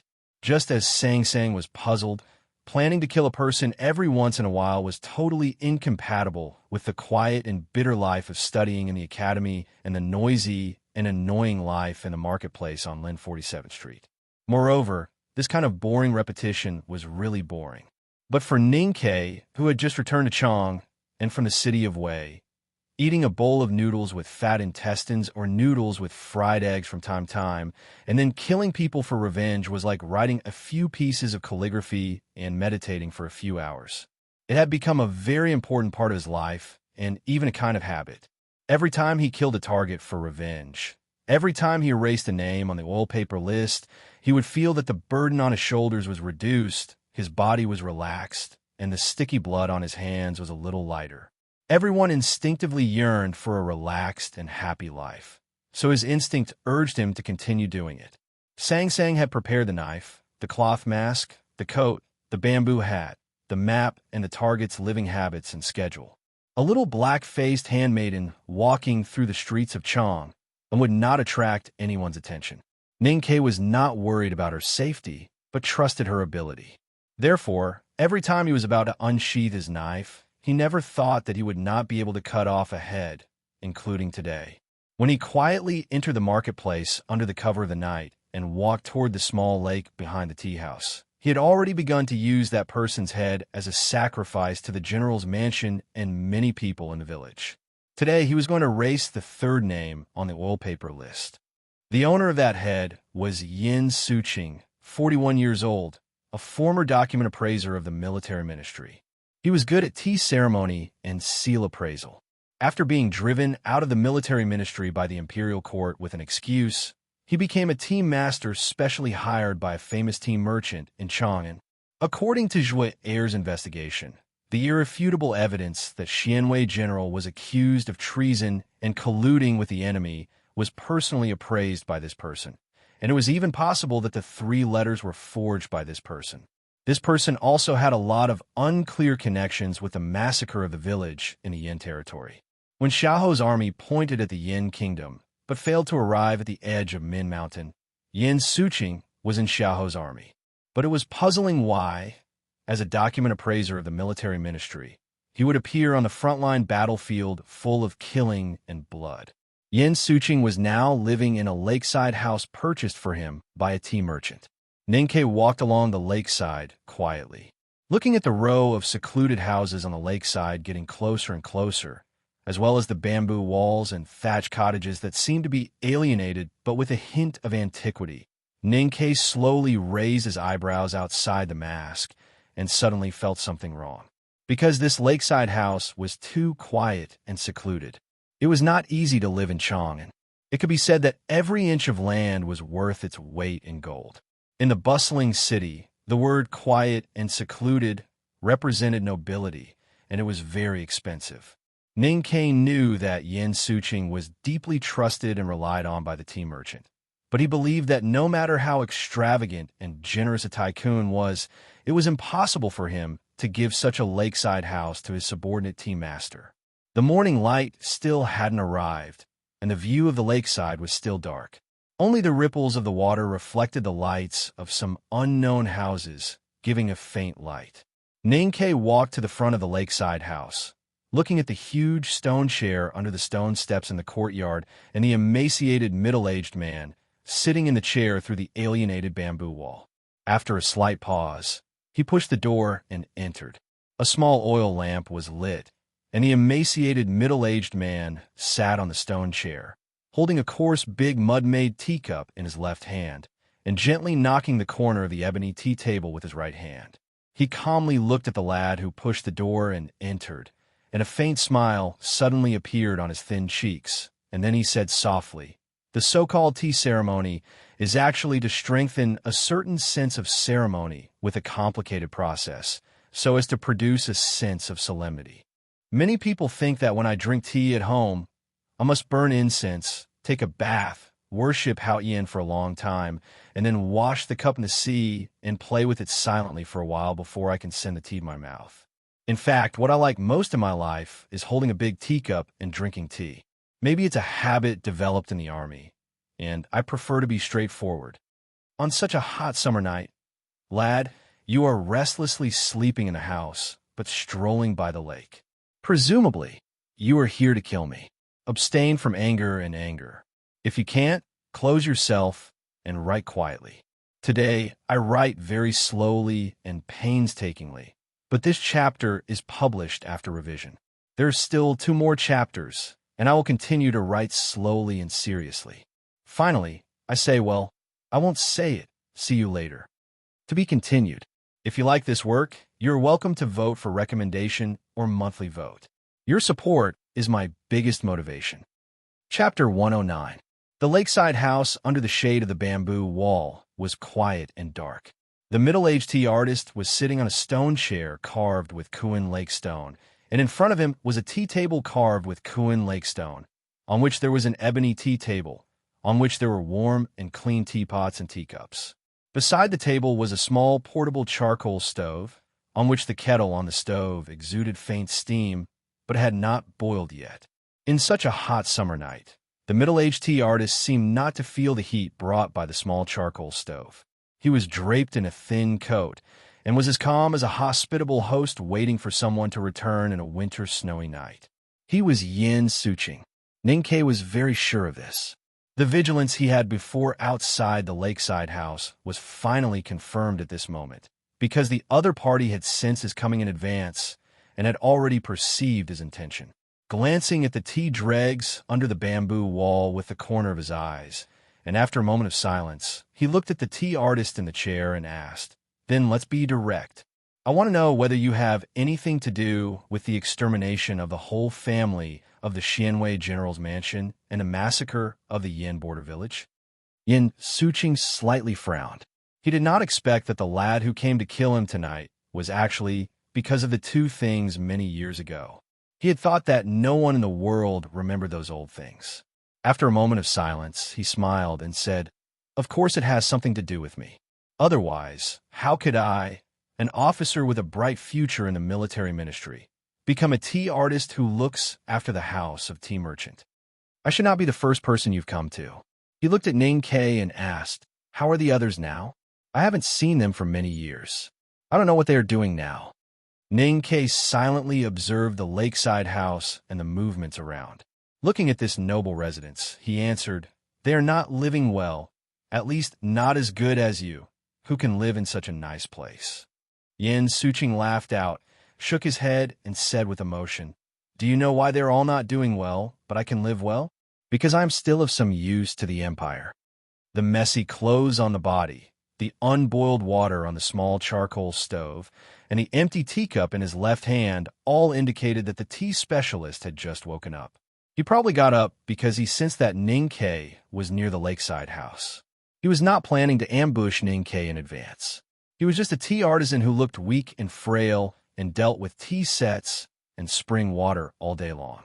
Why didn't he call for help or run away when he knew that someone was coming to kill him? Instead, he just sat there calmly and waited. What did he rely on? Moreover, what use could a tea master have for the empire? How could a tea master guard a tea merchant's house? How could a tea master have a better retirement life than Chun Zixian?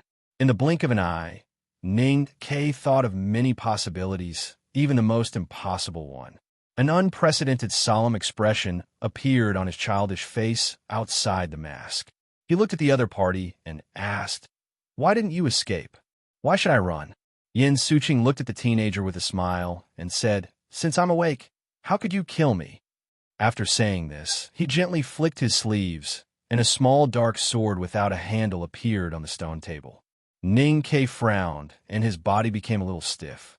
He knew that he had encountered the most impossible possibility.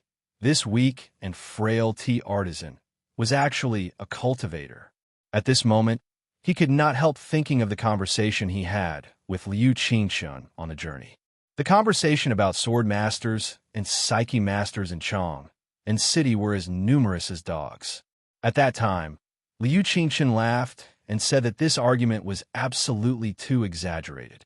After entering Chong and city, Ning Kei had seen cultivators from the South School of Haotian Taoism opening altars and casting spells by the roadside, and had fought with cultivators in Spring Breeze Pavilion with Chao Xiaoshu. However, he really did not expect that an inconspicuous name on the revenge list was actually a powerhouse in that world. Neither Zhuit Air's information nor Sang Sang noticed it. No one could imagine that the former document appraiser of the military ministry and the tea artisan supported by the tea merchants was actually a cultivator who was proficient in sword riding. Ninkei's tightly knitted eyebrows slowly relaxed. He looked at Yin Suqing in the chair and the hiltless, small sword in front of the emaciated middle-aged man, and said with a gentle smile, "Since you don't want to escape, I will." As soon as he finished his words, he turned around without hesitation and rushed out of the lakeside house like a galloping horse. Yin Suqing looked at the back of the teenager that was about to disappear beside the bamboo wall with great interest. He chuckled and shook his head, saying with emotion, "Since I've come to kill a cultivator, can I still retreat?" The gentle words with strong confidence and killing intent slowly came out from the thin, middle-aged man's lips. At the same time, he put down the coarse big teacup in his left hand, rolled up the cuff on his left arm with his right hand, and made a sword formula with the middle and index fingers of his left hand, pointing obliquely to the outside of the lakeside house. His movement was extremely casual and unrestrained. As he pointed obliquely with the middle and index fingers, the dim hiltless, small sword on the tea table suddenly hummed in a low voice, as if it was injected with some kind of magical energy. It suddenly bounced up from the table and then turned into a dark trace of light, tearing the darkest night before dawn of the lakeside house and piercing the outside of the courtyard. Ninkei felt a prickling pain on his back, but there was no panic on his face, which was not covered by the mask. There was only calmness and calmness. Just as he was about to rush out of the sea of bamboos, he unexpectedly stomped on the ground with his left foot. His whole body turned over, and then his right foot stepped on the thick bamboo like lightning. Thump! Thump! Thump! Thump! The solid soles of his shoes stepped on the bamboo rapidly, making the bamboo tree shake for a while, and countless bamboo leaves rustled down like broken feather arrows. He stepped on the bamboo tree and climbed to the courtyard wall in an instant, narrowly avoiding the sword light coming from the courtyard. Then he slightly bent his knees and quickly swept to the courtyard with the help of the vibration of the bamboo tree. With a bang, his body just swept over the courtyard wall like a sharp arrow, and the sharp padao had already been unsheathed in his hand. With a muffled groan, Ninkei exerted strength in his waist and abdomen, turned over his wrist, and then the padao chopped toward Yin Suqing like a snowstorm. Since he knew that this tea specialist was a powerful cultivator, he knew that tonight he would inevitably face a terrible test of life and death again. He knew that his present strength was not enough to fight against a powerful cultivator in the cultivation world, but he still didn't think of retreating because he knew that retreating in the face of a cultivator meant death. At the entrance of Northern Mountain Road, he saw how Peng Yutao and the most elite bodyguards of the Tang Empire fought with a great sword master with iron and blood will and discipline. Outside Spring Breeze Pavilion, he saw how Chao Xiaoshu beheaded 2 foreign cultivators with his superb strength and strong control, from which he learned some experience. That was, facing a cultivator, one could only advance and not retreat, and this experience might help him escape death. So, at the beginning, his retreat was not retreat, but retreat in order to advance, and then kill. Ding! A clear sound was heard. Ninkei twisted his body and waved his padao, chopping away the gray sword light that escaped behind him, and then his body fell from the air. For the first time they met, there was a rice grain-sized gap on the edge of the padao and a tiny tear on the top of his shabby robe. However, there was still no fear in his eyebrows and eyes outside the mask. His legs were firmly rooted on the ground like 2 nails, his hands tightly grasping the long hilt of the padao, and he slightly lowered his head to vigilantly observe the movement in the night. All of a sudden, he turned the long padao in his hand and avoided the sword light coming from the right side of the night at the cost of a blood mark on his left shoulder. At the same time, he confirmed from the slight vibration coming from his hand that his blade had at least scratched the flying sword. Ninkei still slightly lowered his head, quietly staring at Yin Suqing, sitting in a chair not far away, and carefully listening to the slight buzzing sound in the night around the lakeside house from time to time, trying to determine the position of the flying sword. He took a step forward. A falling bamboo leaf outside the courtyard was torn into 2 halves by an invisible force. He fell backward like a mountain, and the gray shadow of the sword brushed past his shoulder, but it missed its target. He heavily patted the ground with his right hand, tightened his waist and abdomen, and then stood up again like a mountain. His feet moved as fast as lightning, and the gray sword shadow plunged into the crack of the flagstone in front of his feet, and then quickly flew away again with a buzzing sound, disappearing without a trace. He now stood 3 steps back from the previous position. The small oil lamp on the right side of the tea table glowed faintly, and Yin Suqing sat in a stone chair with a faint smile. The distance between the two was only a few steps, but it was so difficult to cross this distance in the night, because no one knew where the gray sword shadow was in the night. Holding the long padao hilt tightly with both hands, Ninkei steadily stepped on the flagstone without stepping on the crack or the protrusion to ensure that he could borrow all the strength of the earth at any time. Like a statue, Ninkei stared at the tea artist in the chair, with no fear in his eyes, only calmness and concentration. This was the first time in his life that he fought with a cultivator alone. He knew he had no chance, and he was very likely to meet death tonight, so of course he was afraid. But Ninkei had been tortured by life and death too many times, so he was very clear that fear was the most useless emotion at this time. Only by turning fear and tension into excitement could he turn life and death around. The flying sword buzzed and stabbed at him like lightning. He waved his padao to cut it, and even if he missed, he would avoid the vital parts at the last moment by virtue of the fighting instinct honed on the battlefield and his extremely strong body control. Ding, ding, ding, ding. The sword was like flying light, and the padao was like snow. His body was cut with numerous dense wounds by the sword shadow, and the blood seeped through his shabby clothes and began to drip on the surface of his body, making him look like a bloody man. But Ninkei still held the padao tightly with both hands, and his feet were like nails on the flagstone.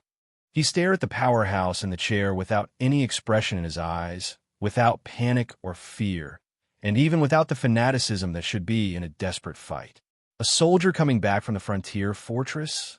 Yin Suqing gradually stopped smiling and looked at the bloody lad not far away from him, saying calmly, 14 consecutive sword attacks failed to directly stab you to death and only left some small wounds on you.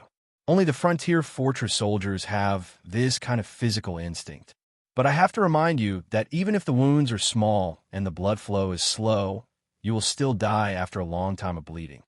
I understand, so I'll try to find a chance to cut off your head before the blood runs dry.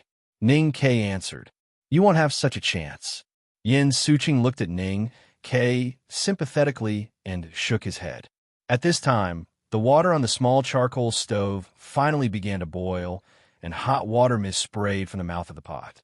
The tea artist lifted the kettle on the stove with his left hand and poured the water into the crude teacup.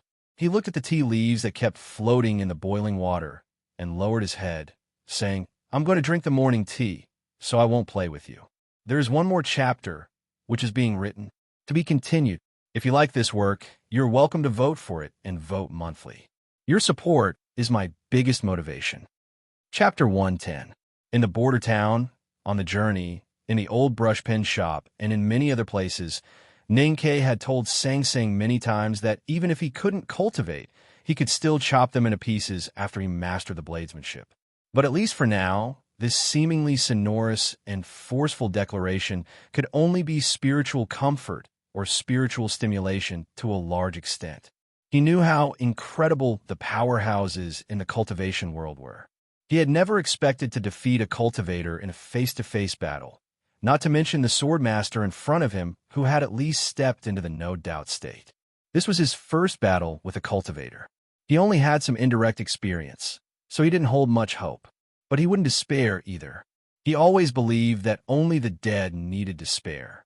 The water on the charcoal stove gradually boiled, and the steam rose. The boiling water rushed into the teacup. Ninkei looked at this scene carefully, staring at Yin Suqing's every move, his shoulder, and his hand. He didn't listen to any words that might weaken his fighting will.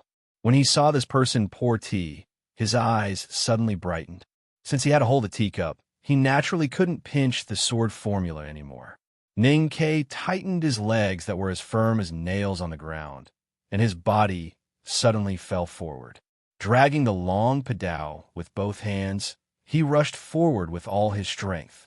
Feeling the strong wind blowing on his face and looking at the young soldier dragging the padao behind him, Yin Suqing showed a mixture of pity and sarcasm in his eyes. He stretched his right hand out of the cuff and spread his fingers in the night wind. There was a loud sound of wind breaking in the lakeside house. It was not the airflow caused by Ning Ke's pouncing body, but the sound of the deep night being torn apart by some kind of power. The dark sword shadow that had disappeared at some unknown place buzzed loudly. It seemed to be in front and suddenly behind, and its position was unpredictable. In an instant, it tore the night and stabbed at Ning Ke's back like lightning.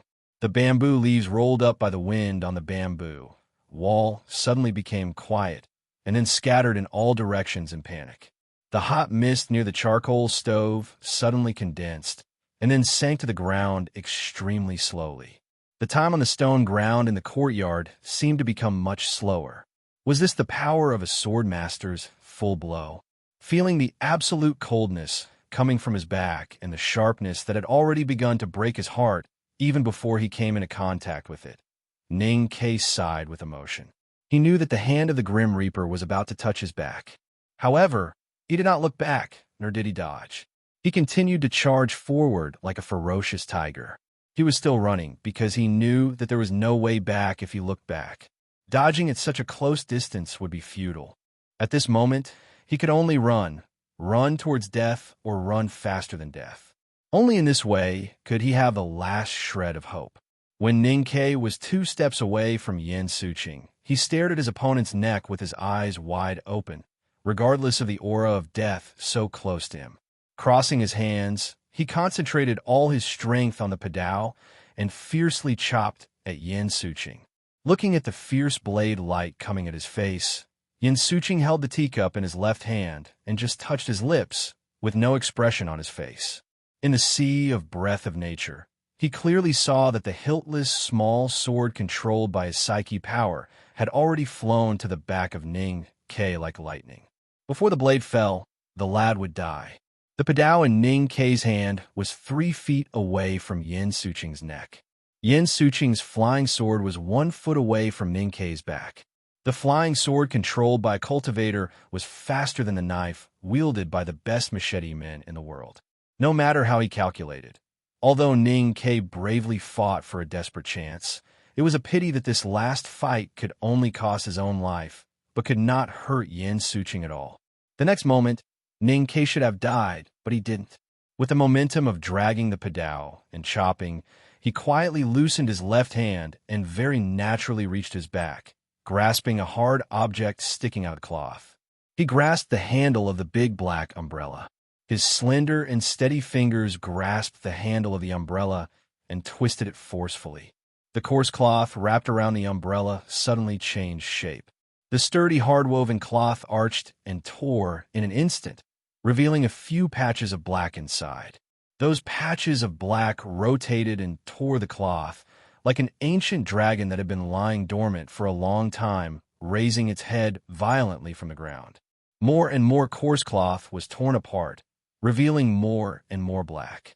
Gradually, the black patches formed a black umbrella surface. The surface of the black umbrella rotated and opened, and its surface area suddenly expanded. It was like a big black flower that was instantly stimulated by the condensed spring wind.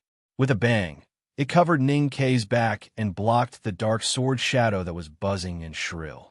Yin Suqing mobilized all his psyche power to make a fatal sword shadow with endless power.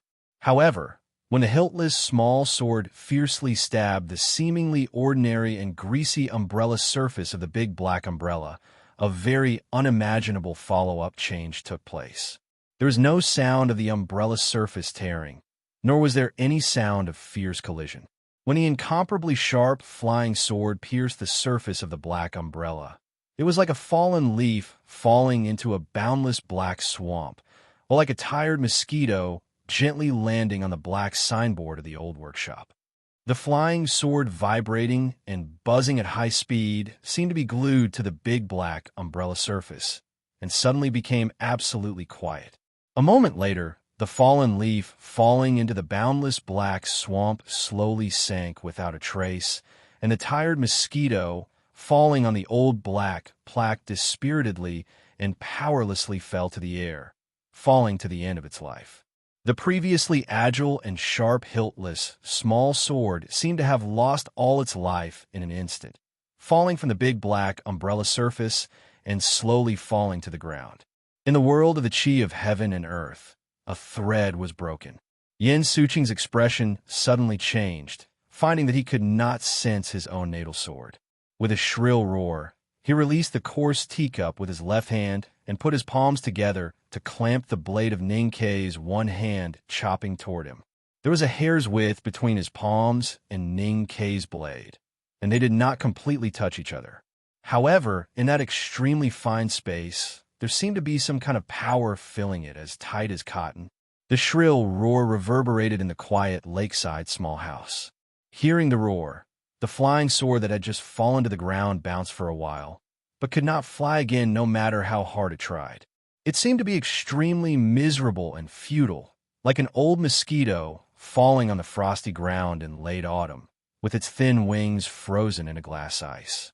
The so-called struggle was more like the twitching before death. Yin Suqing's eyes were full of killing intent.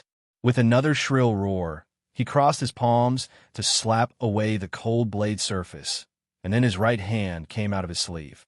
His body slanted and bounced up from the chair, and he used his fingers as a sword to stab Ning Kei's throat.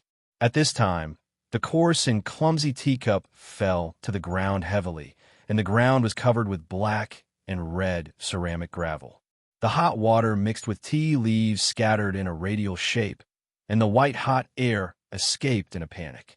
Yin Suqing used his fingers as a sword to stab Ning Kei's throat, and drew an arc slightly to the left, which was a little farther than the direct stab, which also gave Ning Kei the last time to react at the critical moment.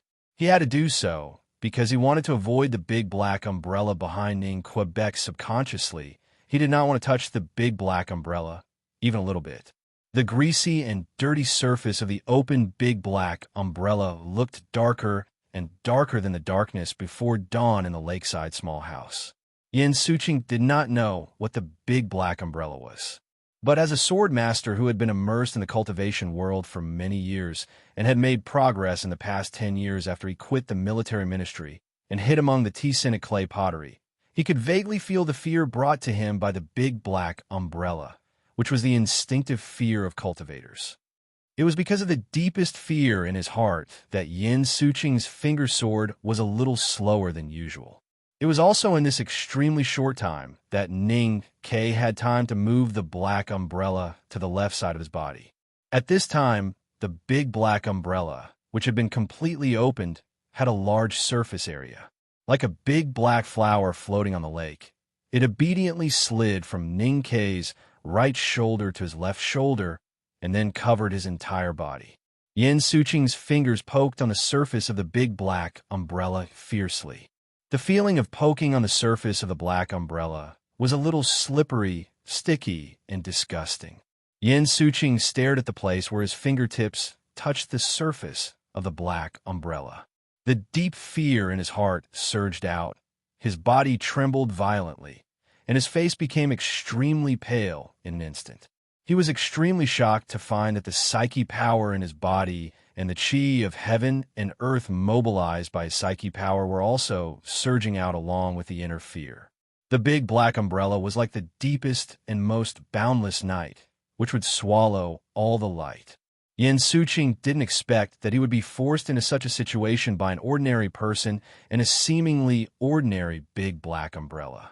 But he knew that he had been forced to the edge of the cliff of life and death.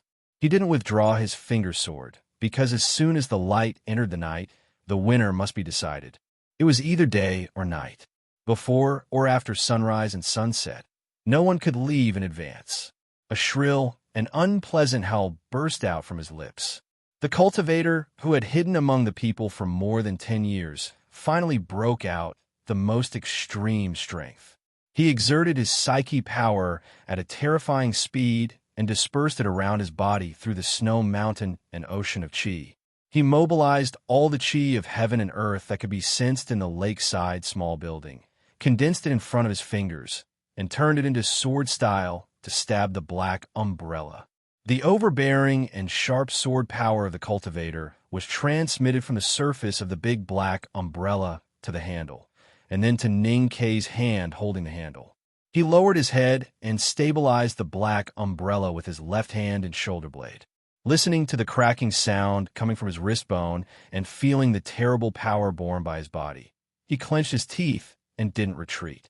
At this time, he was like a Tang soldier with the big black umbrella as a shield and a knife behind him, standing in the forefront of the decisive battle on the grassland, desperately resisting the violent attack of the barbarian tribes outside the shield. He couldn't retreat, for once he retreated, he would be defeated. Everyone from the frontier army of the Tang Empire had such a sense of discipline and courage. At this time, he concentrated all his spirit and strength on the handle of the umbrella to contend against Yin Suqing's finger sword, which was condensed with his lifelong cultivation.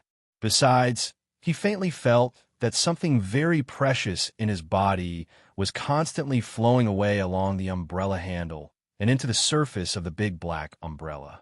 So he couldn't lift the pedal behind him with his right hand at all. With his finger on the umbrella and his body inside, the deadly stalemate lasted for a long time. The chi of heaven and earth surged in the lakeside small building and condensed in front of Yin Suqing's finger, turning into a very short and sharp sword intent that stabbed fiercely. Whether it was the dancing bamboo leaves or the gradually cooling water mist, they all seemed to feel the tense atmosphere in the field. Yin Qingsu snorted slightly, and the blue veins on his pale face appeared and then disappeared. The big black umbrella retreated a little. The umbrella handle slipped away from Ning Kei's left hand and hit his head hard. Finally, a trace of the extremely sharp sword style succeeded in penetrating the surface of the big black umbrella and pierced in from the point where the handle collided. With a puff, blood spurted out from Ning Kei's mouth and nose, spreading along the edge of the mask and dyeing his tender face red. On the other side of the black umbrella, Yin Suqing's eyes also began to drip blood, and the light in his eyes gradually dimmed. He had squeezed out too much psyche power and was almost exhausted. Now it all depended on who could hold on longer. The handle of the big black umbrella pressed on Ning Kei's chest like a mountain, and blood kept gushing out from his mouth and nose. The mask had been completely soaked with blood, and the blood kept dripping along the edge of the mask and onto his shoes. He raised his head with great difficulty, and his listless eyes brushed the edge of the black umbrella, looking at the team master outside the umbrella. He found that Yin Suqing's thin cheeks had become even thinner at this time, and his eyes were deeply sunken. It seemed that he couldn't hold on much longer. All of a sudden, Ning Kei felt the power coming from the umbrella handle weakened a little. He suddenly raised his head, holding the umbrella handle tightly with his left hand, and, pushing against the handle with his chest, he forced himself to take a step forward. The big black umbrella was like an indestructible big shield, pushing Yin Suqing back a step.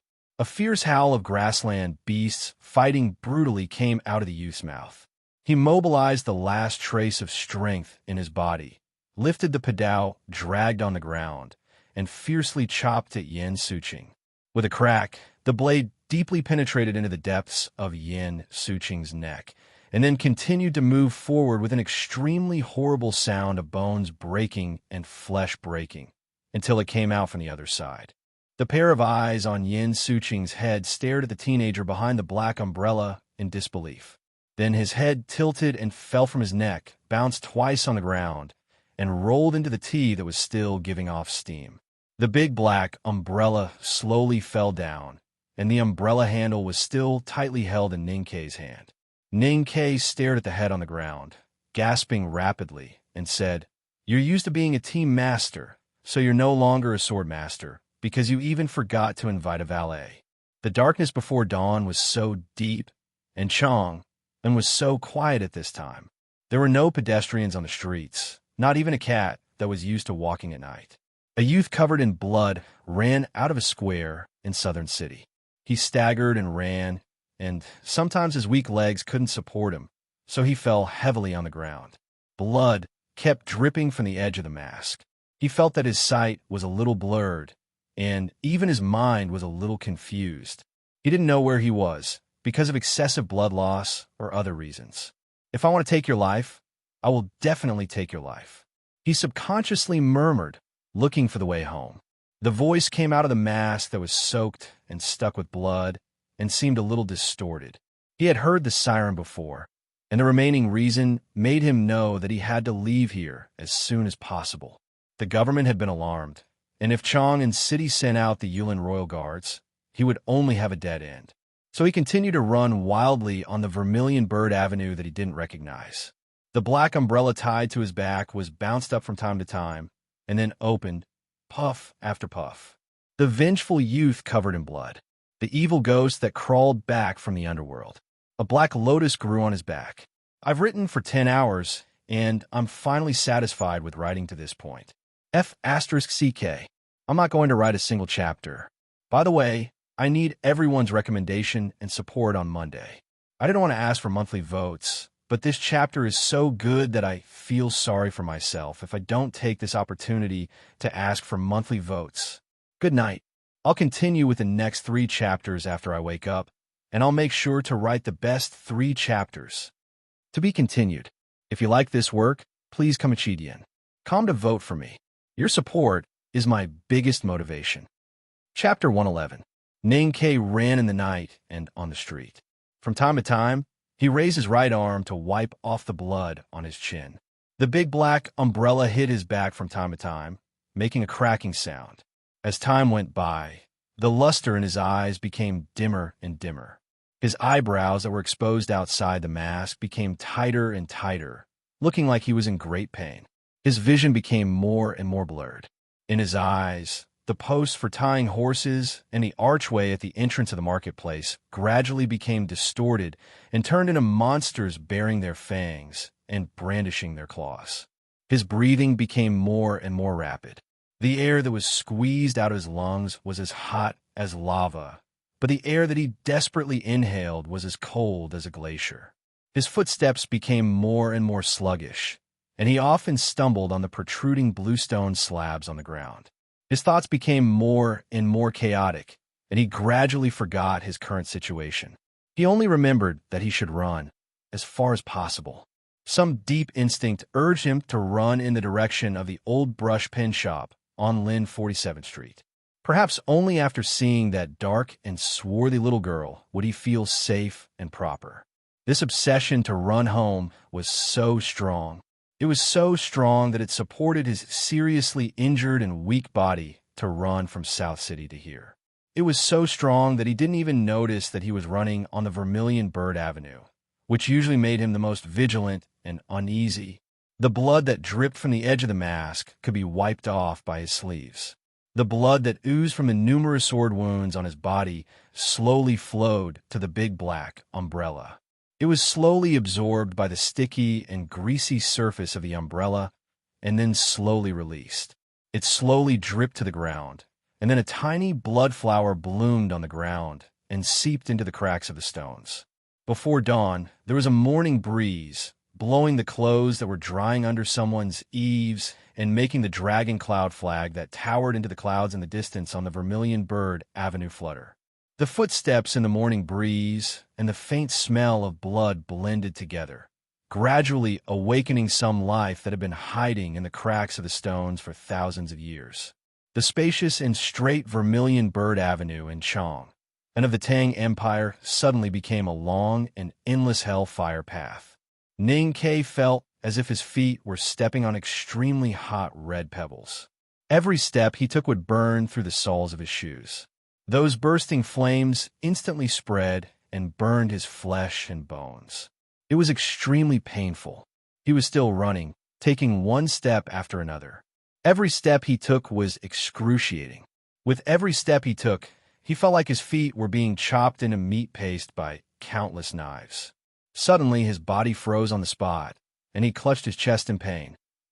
He felt as if an invisible spear had fallen from the night sky, piercing through his flesh, bones, and internal organs, penetrating his body and pinning him to the ground.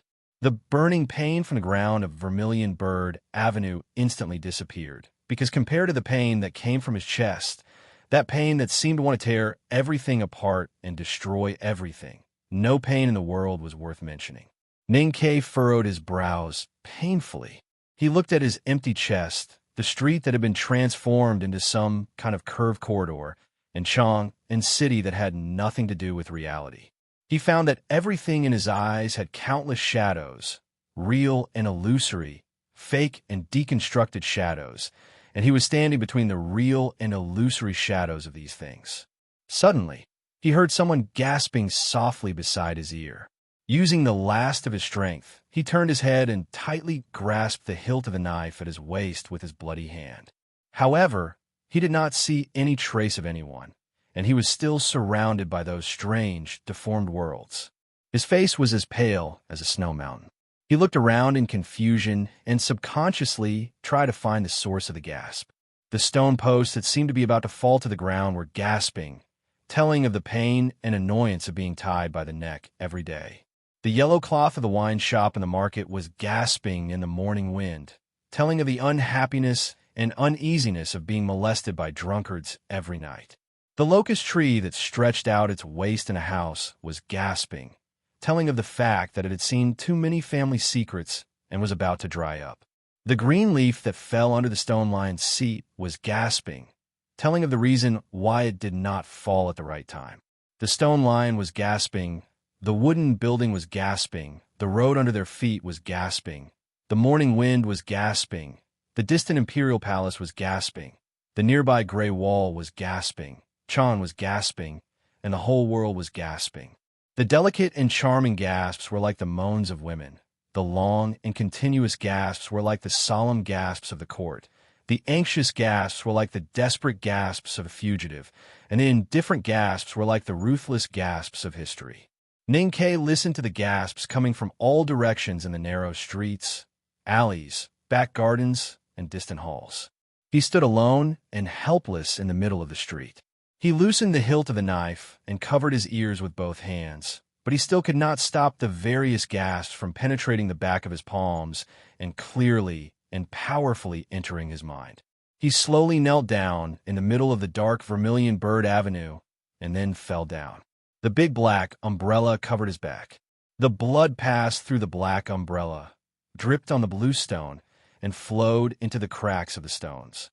On the Vermilion Bird Avenue, which was paved with blue stone, there were countless tiny flowers made of tiny blood drops.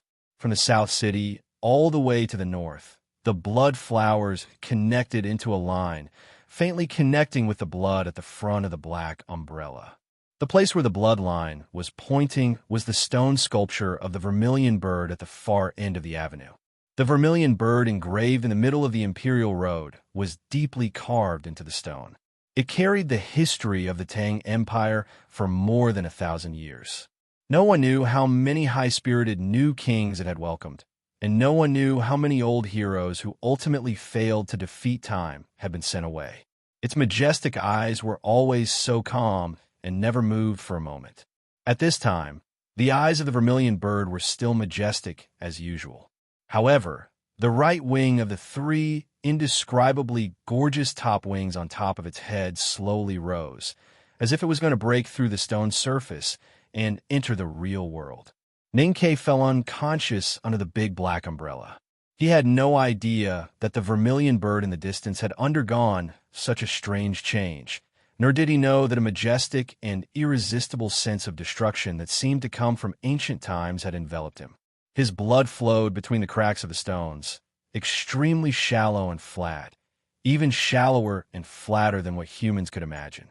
It flowed from the middle of the avenue to the distance, flowing into the complicated and solemn feather stone crevices of the Vermilion Bird in the distance. Silently, the blood that flowed into the beautiful featherstone crevices of the Vermilion Bird Avenue quickly evaporated into a light red mist, and then was quickly purified by an invisible high-temperature power into an invisible void. The blood drops, scattered on the bluestone slabs of the Vermilion Bird Avenue, also began to evaporate and be purified, disappearing into nothingness one by one. The extremely shallow and flat blood between the stone crevices continued to evaporate and disappear at a speed visible to the naked eye, until finally it came under the big black umbrella and directly invaded Ning Kei's body along with the blood. The invisible, scorching aura seemed to be able to incinerate everything in the world. The blood on Ning Kei's body quickly evaporated and disappeared without a trace, but his clothes did not change at all. His arms that were exposed outside his clothes and his cheeks that were exposed outside the mask began to quickly turn red, and the hair on his forehead quickly turned yellow and withered. His fingernails that rested on the bluestone began to become dry and crisp due to the rapid loss of water. A green leaf was blown up by the morning wind and fell in the back of his hand. It was brushed off again, still green and pleasing. An ant was disturbed by the fallen leaves and climbed up the back of his hand, and then climbed down from the other side, still alive. But if nothing unexpected happened, Ning Kei would be burned alive by the mysterious, invisible flame released by the Vermilion Bird in the next moment. At this moment, a shadow descended and crushed the pitiful ant to death with a light smack. The big black umbrella, blown by the morning wind, gently covered Ning Kei's body, gently swaying like a black lotus. With the swaying of the black umbrella, the green leaf was instantly frozen into ice and scattered into countless tiny pieces of ice when a morning wind gently brushed it. An absolutely cold aura was gradually released from the black umbrella, slowly and unstoppably seeping into Ning Kei's hot body. After a moment, the redness on his cheeks and arms gradually faded and became snow white after a serious injury. The hair on his forehead quickly became black and glossy, and the fingernails on his hands that rested on the bluestone regained their luster. The Vermilion Bird on the stone street in the distance seemed to sense something. Its majestic and solemn eyes were obviously calm, as usual, but it gave people a feeling that it was looking in the direction where Ning Kei was lying down. After a moment, the three indescribably gorgeous top wings on its head all rose up. Almost at the same time, the big black umbrella covering Ning Kei's body swayed even faster. The black wind was blowing in the black wilderness. The strong wind rolled up the black gravel and scattered it everywhere in the sky, so that it seemed that the light of the scorching sun in the sky had turned black. There was a black snow mountain in the distance of the wilderness, which was constantly melting and collapsing under the illumination of the black scorching sun. The melted snow water mixed with the black soil and gravel, reflecting the black sunlight and rushing around violently. The black snow mountain was about to collapse, and the flood it formed was about to destroy the whole world. But at this moment, the bright night suddenly came to the world, releasing an incomparably warm and cold aura.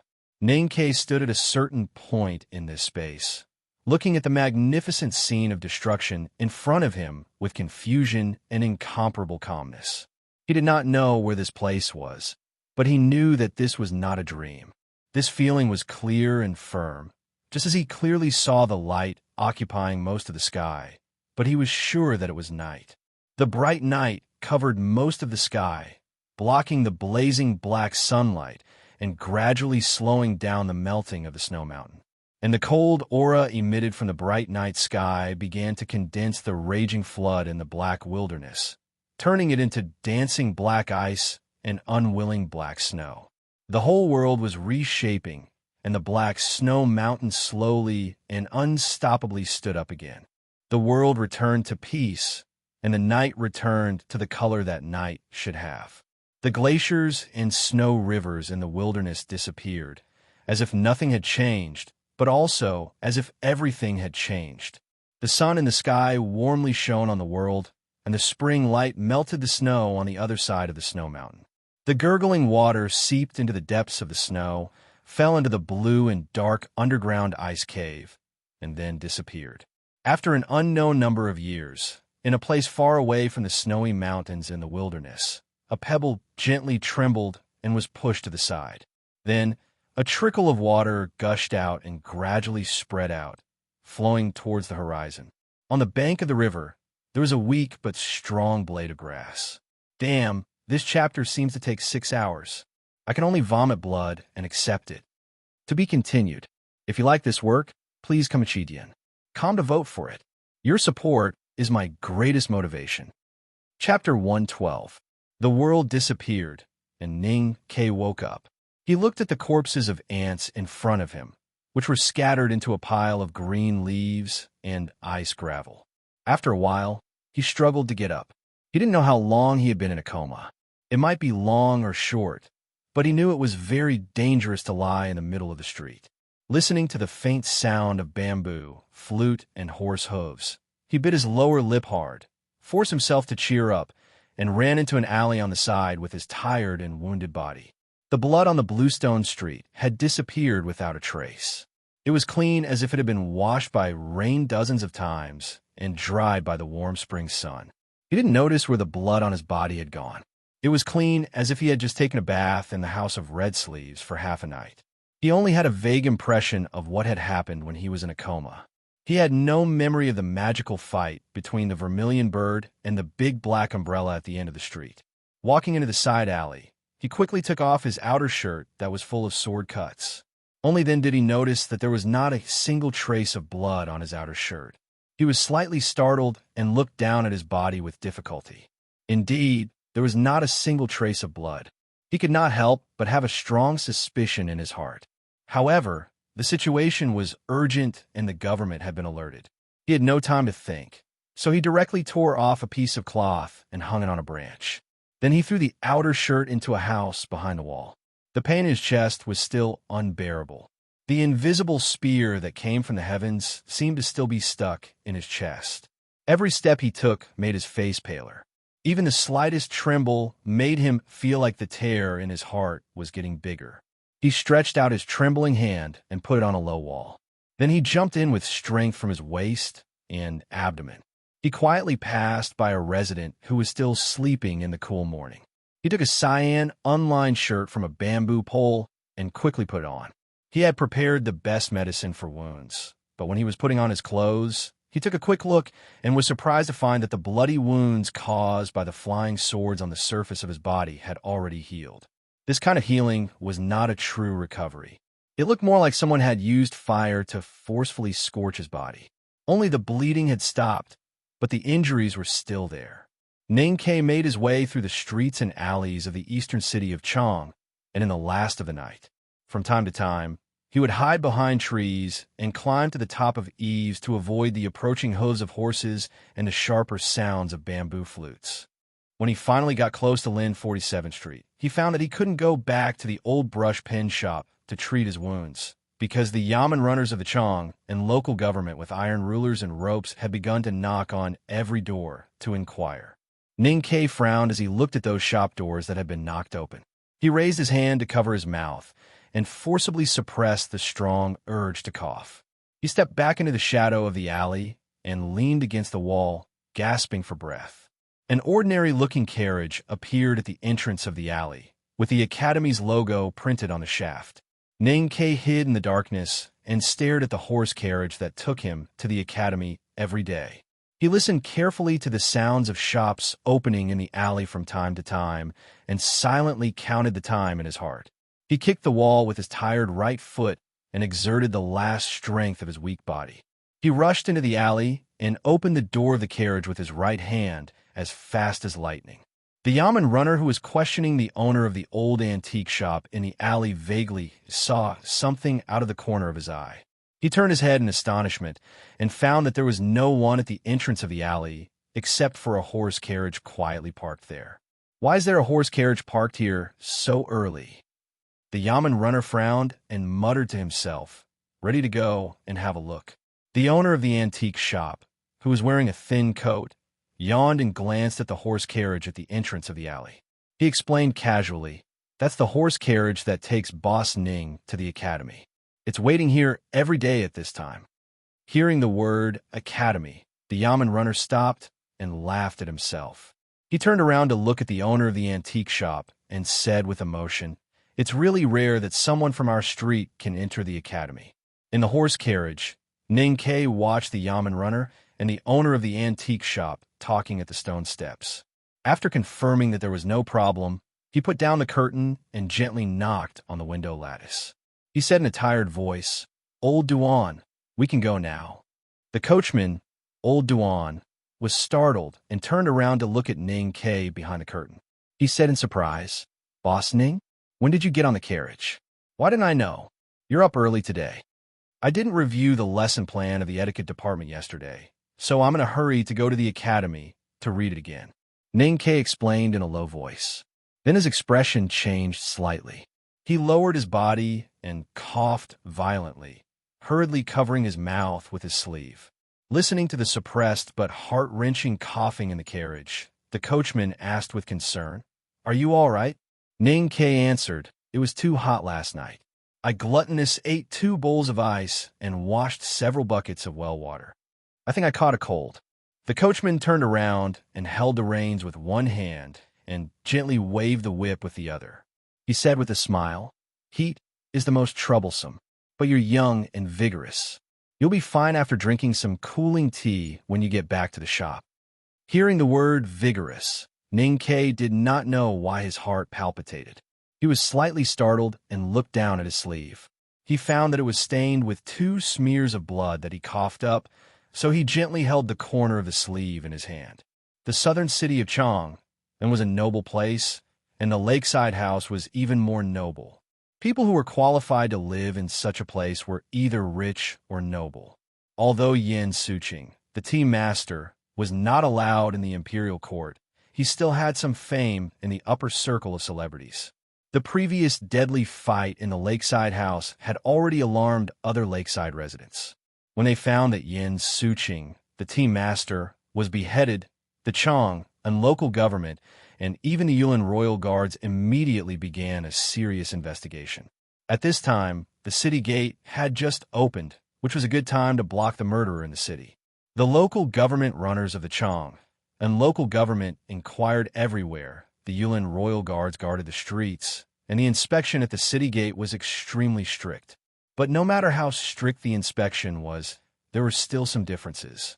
At least for the carriage with the logo of the academy, which was responsible for sending students to study in the academy. The solemn city gate guard just casually asked a few questions and then lifted the curtain to take a look and then waved his hand to let go.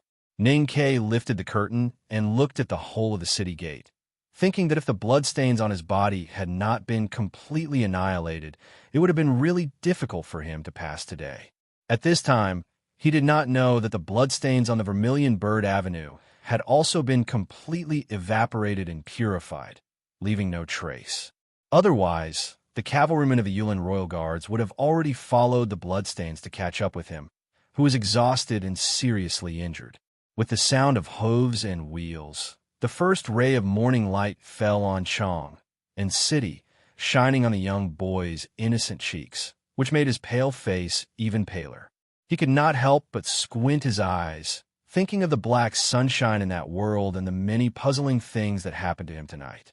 He subconsciously shook his head and then hid the knife under the board of the carriage.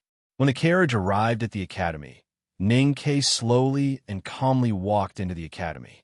The stone path, which used to be lush with flowers and grass, seemed so long today, and every step was so painful.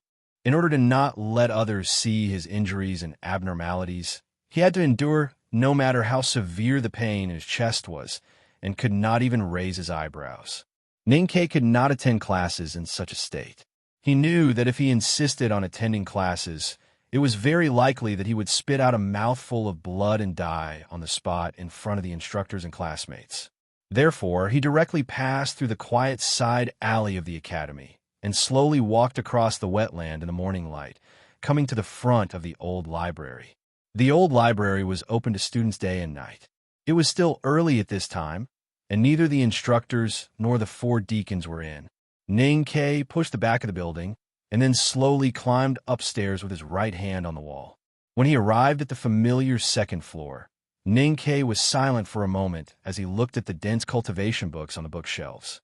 Suddenly, he had a strong urge to read because he had a very ominous feeling This would be the last time in his life to go upstairs, and also the last chance to read these precious books.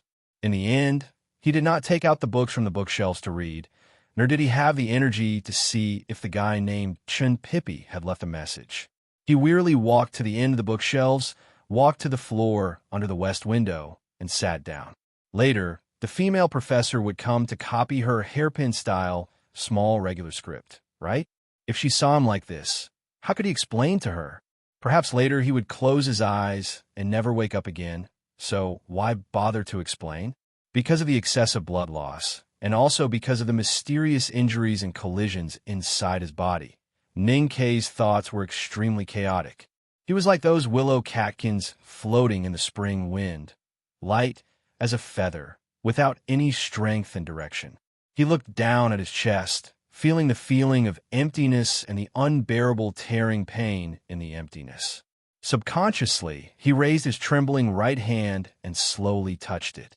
Ning Kei did not touch the spear from the sky, nor did he touch the blood, but he felt that his hand was full of sticky blood, and he was very sure that his chest was indeed pierced by the spear. An invisible big hole. Was he going to die inexplicably like this? Ning Kei thought painfully, and at the same time, he felt endless sleepiness in his mind. He felt that his eyelids had become as heavy as lead, and he kept trying to close them. He untied the big black umbrella behind him and gently put it beside him. Then, he wearily leaned against the wall behind him, slowly closed his eyes, and let out a relaxed sigh. His legs were naturally relaxed and opened, just like that rainy day when Zhuit Er sat under the gray wall. Soft footsteps came from the building, and the slender female professor slowly walked over. Seeing Ning Kei sitting under the wall, her eyebrows slowly furrowed, and her eyes fell on the big black umbrella beside the lad. The female professor looked at the big black umbrella and slightly frowned. When she looked at Ning Kei again, there was a trace of interest and inquiry on her tranquil face. What made the vermilion bird angry? Is it you, or this big black umbrella? She calmly looked at the lad on the verge of death. Somehow, she did not want to help him, but just sighed softly and regretfully said, "Speaking of which, I'm really curious. Why does a poor lad with no cultivation potential have so many secrets that even I can't see through? Because of the promise, I can't help you. Otherwise, I really want to see what you will become after you come back to life." The female professor's eyes were clear and beautiful, showing a kind of childish beauty that did not match her age. She looked at Ning Kei on the ground and said, "I will ask for leave for you, and hope that Hao Yin can give you luck and let you live. If you can't survive this time, don't blame me. Blame yourself for appearing 1 or 2 years too early." After a while, she brought a bowl of water and 2 steamed buns and put them beside him.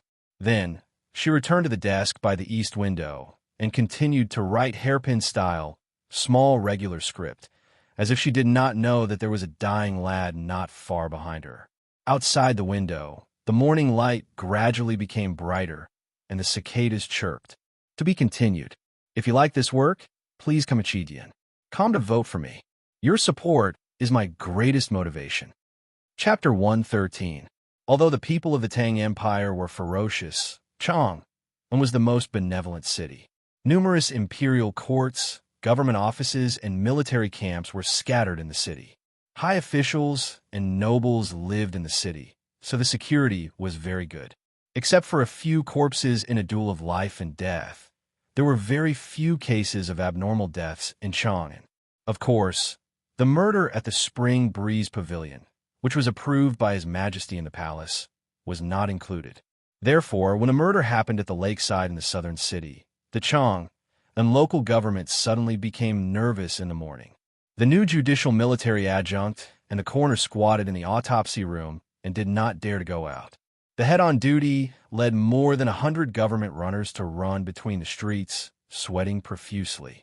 The current magistrate of Chang and Shangwan Yangyu, who had just gotten up, looked extremely gloomy. "Your Honor, the murderer must be an experienced killer. We searched around the murder scene, but found no clues. We only found a piece of clothing in the side alley of the Vermilion Bird Avenue. I guess it was left by the murderer." The criminal official in charge of investigating major and important cases respectfully handed over the tattered coat and another piece of cloth in his hand, saying, "It's not that my subordinates are incompetent. The Yulin royal guards have also lost them." Shangguan Yangyu took the ragged coat and then looked at the piece of cloth against the morning light coming in from outside the hall. His triangular eyes shrunk so much that they almost turned into two soybeans, but he couldn't find anything. He said in a hoarse voice, "Ask the old man to check this coat. If he can't find any clues about the material, then focus on the needlework." This is a ready-made garment from the lawn embroidery workshop. Someone had knocked on the door and asked. This ready-made garment of this style and size was produced a few years ago and sold many pieces. This one is obviously old, so... The subordinate looked up at the expression on his honor's face and said carefully, "Neither the needlework nor the material of the garment can be checked." Shangguan Yangyu gently stroked his sparse beard and said indifferently without any expression on his face, "The imperial court keeps us officials to do things. If it's not easy to check, shouldn't we?" After hesitating for a moment, the subordinate came forward and said in a low voice, "Sir, the coat left behind by the murderer has been cut countless times by the blade of the sword, but there is no trace of blood on it. According to this subordinate's judgment, there are only two possibilities." "Say it," Shangguan Yuyang said angrily, annoyed at his slowness. "The first possibility is that the murderer is wearing a very expensive soft armor. But look at the rips on the clothes, especially the places where the rips are. Even the best soft armor in the Empire can't protect those places." The subordinate glanced at him again and lowered his voice even more. "Then, there's only the second possibility. This murderer is an expert at the peak of martial arts. Ordinary weapons, or even flying swords, can only cut open his outer clothes, but can't penetrate his protective yuan qi layer at all, so naturally there is no blood." Shangguan Yangyu's fingers that were stroking his beard suddenly froze when he heard the words "strong man at the peak of martial arts." He looked at his subordinate with cold eyes. A strong man of martial arts, who could resist the flying sword of a sword master with only his protective primordial qi, must be very fierce. There are not many such strong men in the whole empire. "Nonsense." Shangguan Yangyu stared at his subordinate's eyes coldly and said coldly, "The four generals with outstanding achievements are the strongest men at the peak of martial arts in the Tang Empire. Not to mention that the four generals are ordered by the emperor to guard the frontier all year round. Even if they are now in Chang and City, do you think they will commit murder?" The subordinate bowed again and again, indicating that he didn't mean that. If it is a strong man at the peak of martial arts from a foreign country, it is even more impossible, Shangguan Yangyu said with a gloomy face. "Once such people enter Chang and City, the imperial court will closely monitor them. If they dare to do anything, aren't they afraid that the nation master will directly suppress them? This is impossible. That is impossible. Then what is possible?" The subordinate complained in his heart and raised his head to look at his honor expectantly, thinking that he had to show them away. "According to the regular procedure, the Lakeside murder case will be archived first, and then you will investigate the case diligently and strive to solve the case as soon as possible," Shangguan Yangyu said slowly, and the hidden meaning in his words was very clear. The so-called strive to solve the case as soon as possible, the key was to strive.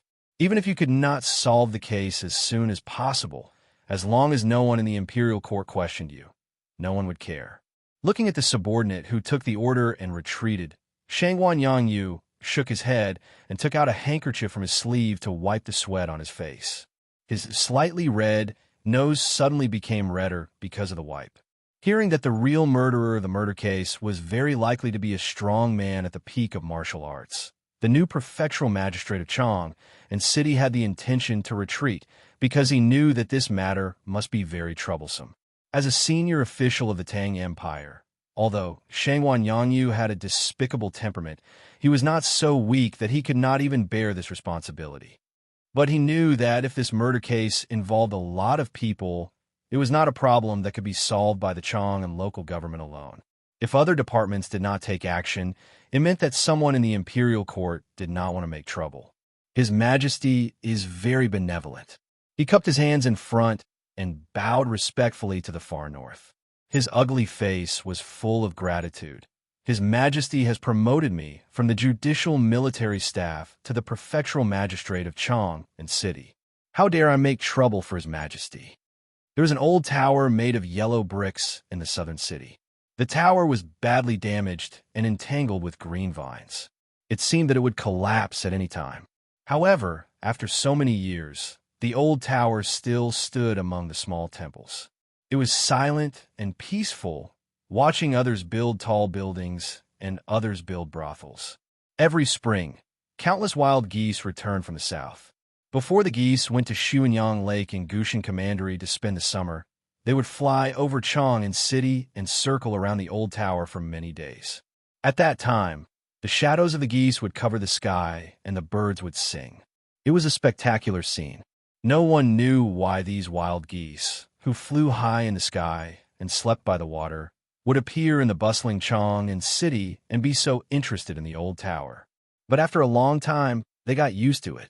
In recent years, the scene of tens of thousands of flying geese had become another wonderful scene for the people of Chang and to enjoy the spring. And the old tower also had a name, Wanyan Tower. Today, there was a monk living at the top of the Wanyan Tower, accompanied by the lamp and the Buddha statue in the shrine and the scriptures on the table. He rarely went down for the tower and rarely met the good Zen women in the back garden. This monk called himself Huangyang, the younger brother of the Tang Empire's emperor. Today, he welcomed a guest who was equally distinguished. Li Qingshan, the nation master of Tang, looked at the monk who was copying scriptures at the table and said, "Last night, the vermilion bird woke up." Monk Huangyang replied calmly without raising his head, "The divine object left by the previous generation of sages has its own meaning. How can it be known to us, ordinary people who are still trapped in the world of mortals? Brother Qingshan, why bother yourself?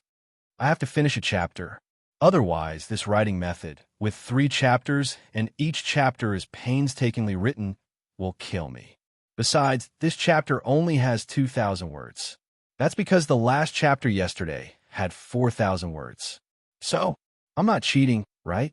Tonight, I'll try my best to finish it as soon as possible. I'll bow and spit out blood.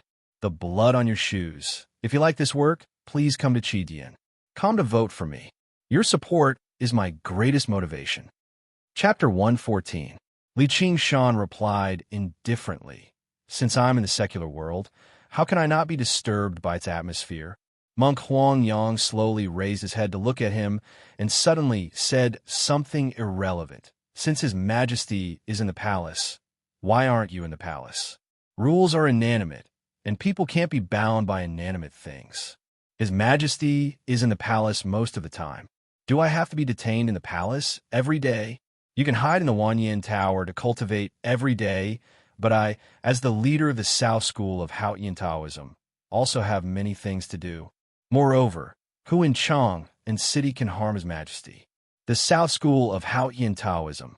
Monk Huangyang repeated in a low voice with an inexplicable smile on his face. He sighed softly and said, "Our Tang Empire has forcibly separated the South School from Haotian Taoism.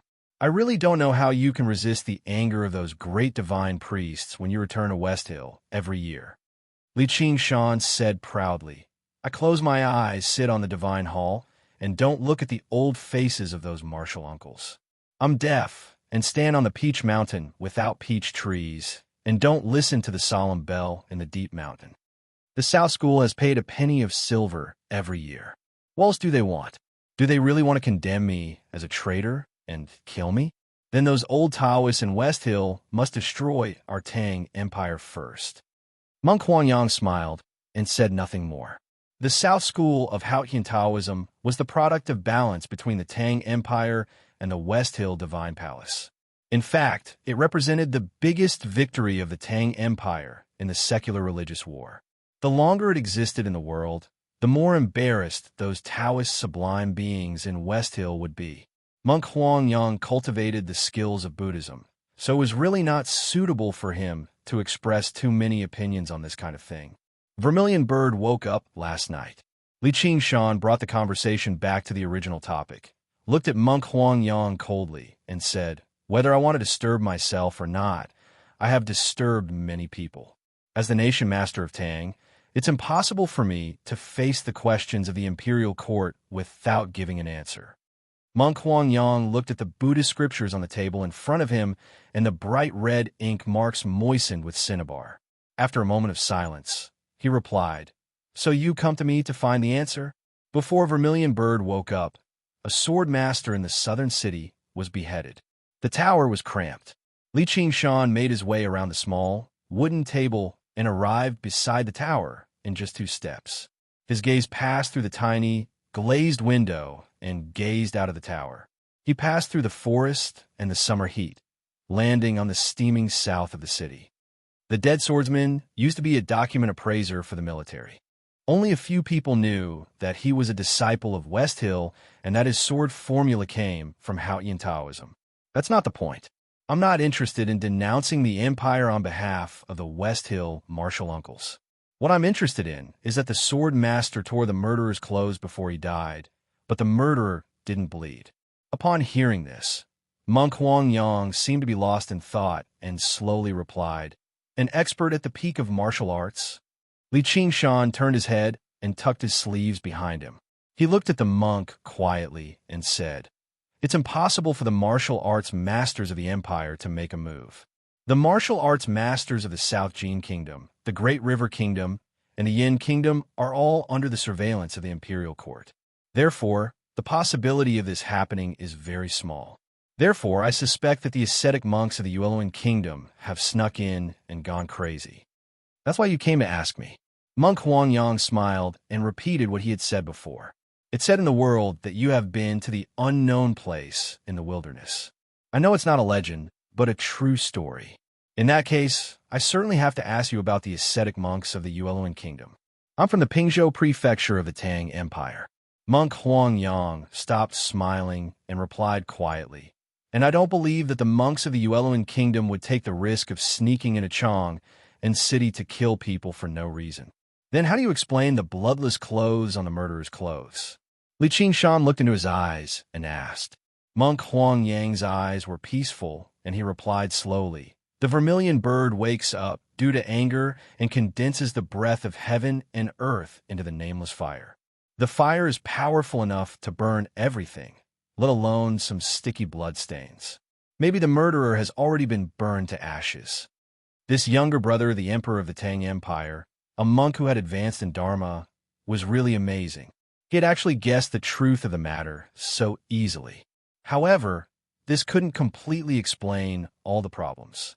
Li Qingshan frowned and asked, "Even if you and I do our best, we can probably only make the painting lazily open its eyes to take a look. How many people in the world can believe that the vermilion bird wakes up and gets angry? If he really is one of those legendary predecessors, why did he come to Chong and city to kill people? Why did he take the risk of provoking the vermilion bird's anger? Why didn't he show any signs?"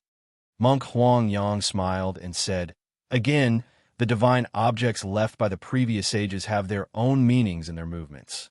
How can we ordinary people understand them?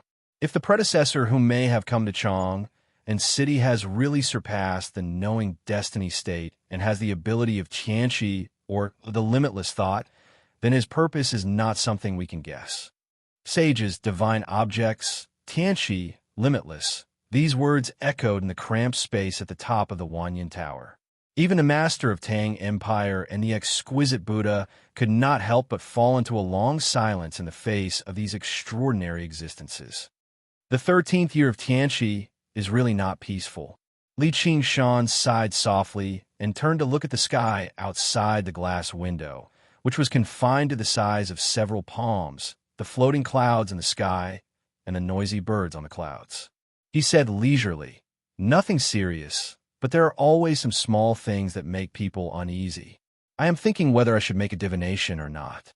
Buddhist disciples practice Zen, not life. Monk Huang Yang looked at his back and said calmly, "I have never believed in the Han divination. Please don't forget how much trouble the imperial astronomer caused when he observed the stars. Now it seems that the judgment of the night covers the stars, and the country will be restless is really absurd." Li Qingshan gazed at the cloud behind his back and said indifferently, "The clouds have a mind, and the stars have a mind." Any deduction of fate that seems absurd and nonsensical right now will be discovered in the end when fate reaches the next juncture. It's not that the deduction is absurd and nonsensical, but that fate has always been very easy to become absurd and nonsensical. Even if what you said is right, don't forget the comments made by the divine priest from West Hill when he taught you Taoism. Even if you have the ability to see the sky, you have to pay for it with your life. When the imperial astronomers' stargazing caused countless disturbances, the empress begged you to do a divination in order to cleanse herself, but you refused. Are you going to shorten your lifespan today because of a slight emotion in your heart and an inexplicable feeling? The mysteries of heaven are unpredictable. I, Li Qingshan, still want to see the prosperity of the Tang Empire for a few more years. How can I shorten my life painstakingly? Li Qingshan slowly frowned and looked at the bustling peddlers under the tower and outside the temple shouting against the heat. He said, "But even at the risk of being seriously ill, I also want to see what kind of variable has fallen on this chessboard." Monk Huangyang sighed softly in his heart and no longer tried to stop him. He moved away the Buddhist scriptures, brush, and ink on the table, took out the black and white chess pieces and a chessboard from the box, and put them on the desk. Li Qingshan turned around and walked to the desk. He did not make any complicated and mysterious movements, but just flicked his sleeves, grabbed two black and white chess pieces, and threw them on the chessboard casually. Dozens of matte chess pieces hit, rolled, and rotated on the wooden chessboard, making a crisp sound. After a long time, they gradually calmed down. Following the will of fate, they silently fell in their positions and did not move anymore. Li Qingshan and Monk Huangyang's eyes fell on a black chess piece on the chessboard at the same time. This chess piece did not move in a straight line, nor did it control the Tianyuan, nor was it confined to a square. It just fell in a slanted position, randomly and weirdly. The vertical and horizontal lines on the chessboard were like the narrow roads in the human world. The chess pieces were like the carriages of travelers, stopping at the crossroads and asking each other questions. They were either friends or enemies, or they would not meet again after drinking 2 cups of tea. It was peaceful as usual, and the disputes were as usual. Only one carriage stood in the middle of a broad road, neither moving forward nor backward, neither exchanging greetings with the travelers on the side of the road, nor trying to break through everything. It just stood there in silence, blocking the road. It was this block that suddenly made the crisscrossing and intersecting narrow road strange. People going south could not go south, and people going west could not go west. Enemies who wanted to draw their swords and fight each other could not see each other through it. Lovers who wanted to love each other could not hug each other through it. The peace became stiff, and the disputes became chaotic. Is this the variable on the chessboard? Looking at the black chess piece and the silent carriage in the crisscrossing narrow roads, Li Qingshan, the nation master of Tang, still looked calm, but his face turned pale at a speed visible to the naked eye, as if he was suffering from serious illness at this moment. There was a dead silence at the top of Wanyan Tower.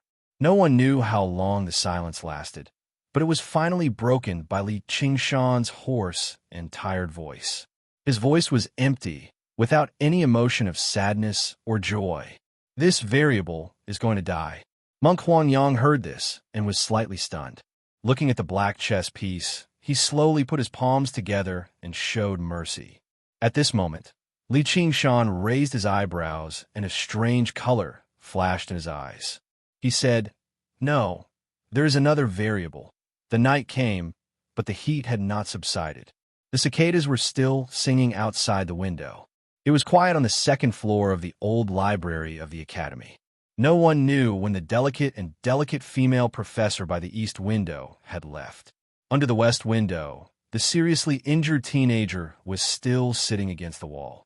His face was pale and his eyes were closed, as if he would fall into an eternal dark sweet dream in the next moment.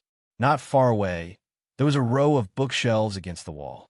The complex decorations on the side of the bookshelves shone slightly and then slid away silently.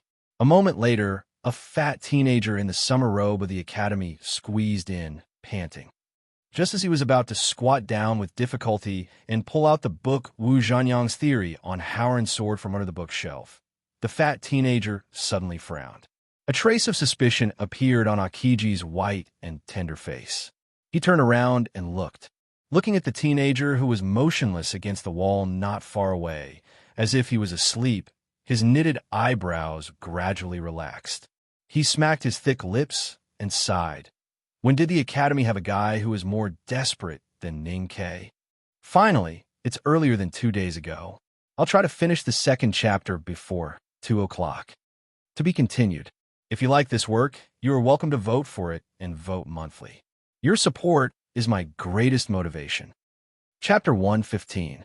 Ning Ke did not believe that he would die because of the law of cause and effect that he firmly believed in. However, he was seriously injured today, and the invisible spear pierced through his chest was beyond his cognition. Therefore, on the 16th year since he came to this world, he finally began to seriously consider the issue of death. He woke up and tried to open his eyes immediately. He raised his head and looked around with the last of his strength, trying to see if he had come to the underworld and if the underworld really existed in this world. A very white and round face appeared in the air very close to him. The eyes on the round face were narrowed into 2 small dots, which were staring at him with puzzled and curious eyes. Because this big face was round, white, smooth, and tender, it looked like the moon in his hometown that he had not seen for a long time. Therefore, Ning Ke, who had been attacked by his injuries and lost his mind, did not feel afraid. Instead, he felt very close to it. He leaned against the wall and slightly tilted his head to look at the big round face near him. He smiled weakly and said, "The Yikshan, the underworld, should be very dark, so I should not be dead yet." "Then who are you?" The big round face near him did not scare Chunpipi, but he suddenly opened his eyes and startled Chunpipi. Chunpipi widened his eyes and stared at the pale face of the man. He said, "I want to know who you are."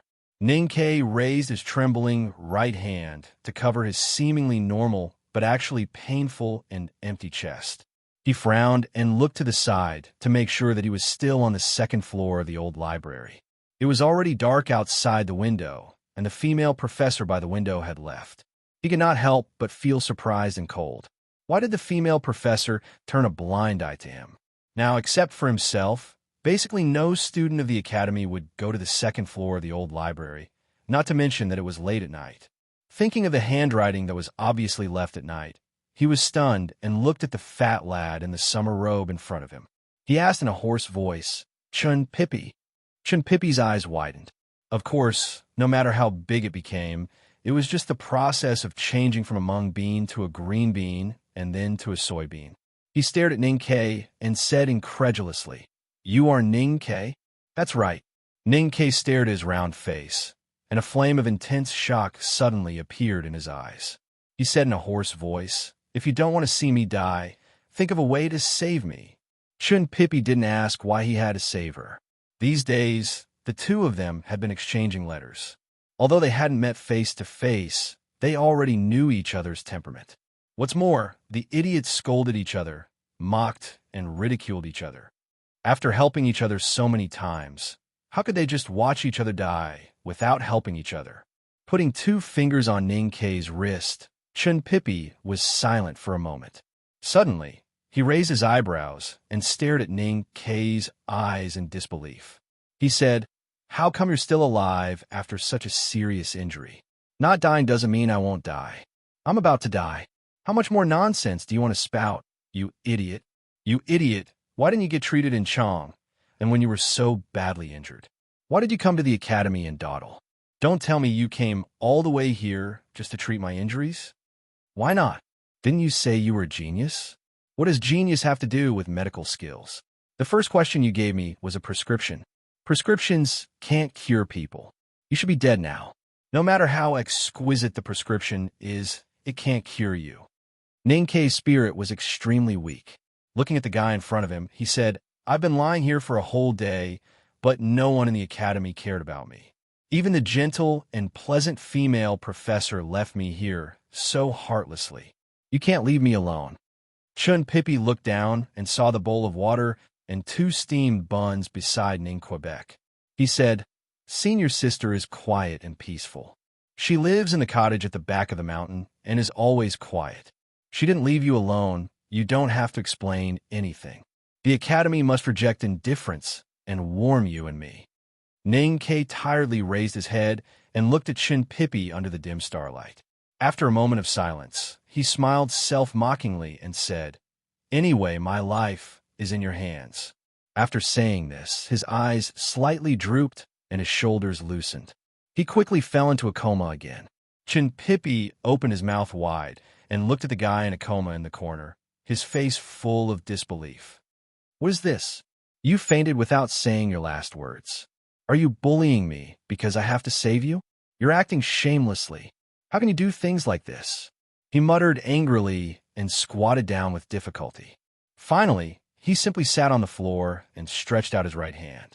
His 5 fat fingers tapped on Ning Ke's chest dozens of times like lightning. When he checked Ning Ke's pulse, he knew that Ning Ke was seriously injured, and the injury was between the ocean of chi and mountain of snow in his chest. For an ordinary person, or even an ordinary cultivator, this kind of injury was indeed fatal.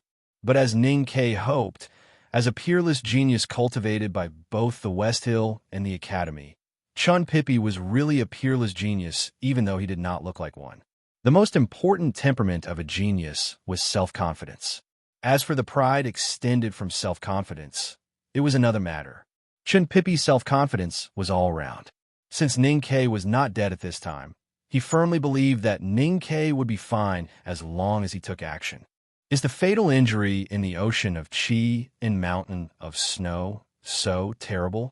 I, a genius, can easily use the natural stream magical finger and the Academy's no-boundary spirit to gather the pure chi of heaven and earth. I only need a few seconds to lift you up.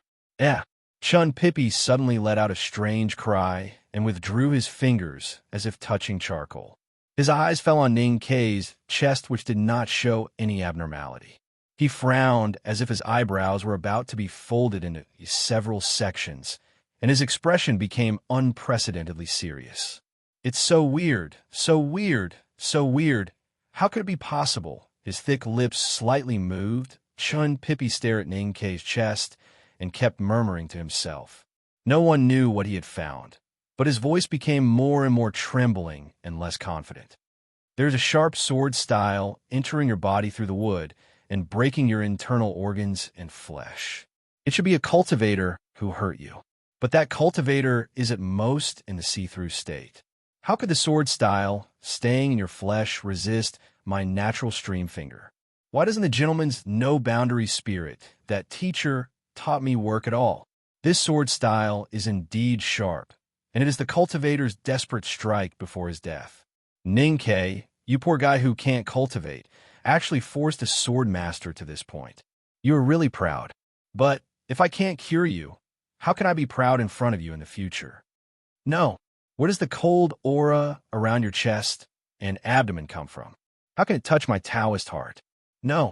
How can there be such a scorching aura? Where does this destructive aura come from?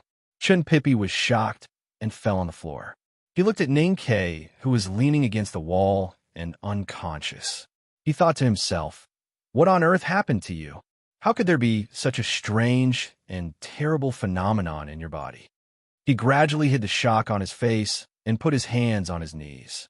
He slowly closed his eyes and began to think about what he had detected before. Occasionally, he raised his round hands and gently drew some unknown emblematic gestures in the air in front of him. He carefully continued to investigate the movement in Ning Ke's body. After a long time, Chun Pippi opened his eyes and looked at Ning Quebec. The emotions in his eyes had long been unable to calm down, only endless puzzlement and confusion. According to his judgment, there should be a copious and irresistible scorching power that directly entered Ning Ke's body through the channel that Cultivator used his sword style to break in Ning Ke's chest and instantly destroyed the stupid snow mountain that was blocked by all acupoints. Logically speaking, when the snow mountain under the ocean of chi was directly destroyed, Ning Ke should have died immediately. But somehow there was an absolutely cold aura that entered this guy's body, and when the snow mountain collapsed and melted, another snow mountain was formed. It had to be admitted that in the cultivation world, Chun Pippi was indeed a peerless genius that only appeared in 100 years. He did not witness the battle in the lakeside house, did not see the raised-top wing on the Vermilion Bird Avenue, did not see the invisible spear thrown from the sky, and did not see the big black umbrella gently swaying like a lotus. He also did not use divination like the nation master Li Qingshan did. He only deduced the situation at that time through Ning Ke's internal injuries. However, knowing how Ning Ke's internal injuries were formed did not mean that he could cure them. After the snow mountain in his body was destroyed, he did not die on the spot, and in the blink of an eye, a new snow mountain was formed. What a mysterious and profound method. I'm afraid the great god's vanquished skill in the Taoist temple is no better than this. How Ian's brilliance enlightens mortals' apertures, which is probably the way of destruction and rebirth. Chun Pippi stared at the unconscious Ning Ke absent-mindedly and murmured in a trembling voice, "But I didn't feel a trace of How Ian's divine light in this guy's body. And how could those great divine priests of West Hill, Kamachongan, even if they suddenly became idiots, how could they exhaust half of their lifetime cultivation to enlighten you? If it was not the great god's vanquished skill, then who did something in your body? Was it someone from Xiankong Temple? No, those bald monks only know how to chant and preach Zen, but they don't have this kind of earthly method. Those stupid guys from Devil's Doctrine can't do it, and the master in the Taoist temple can't do it either. Such a wonderful method.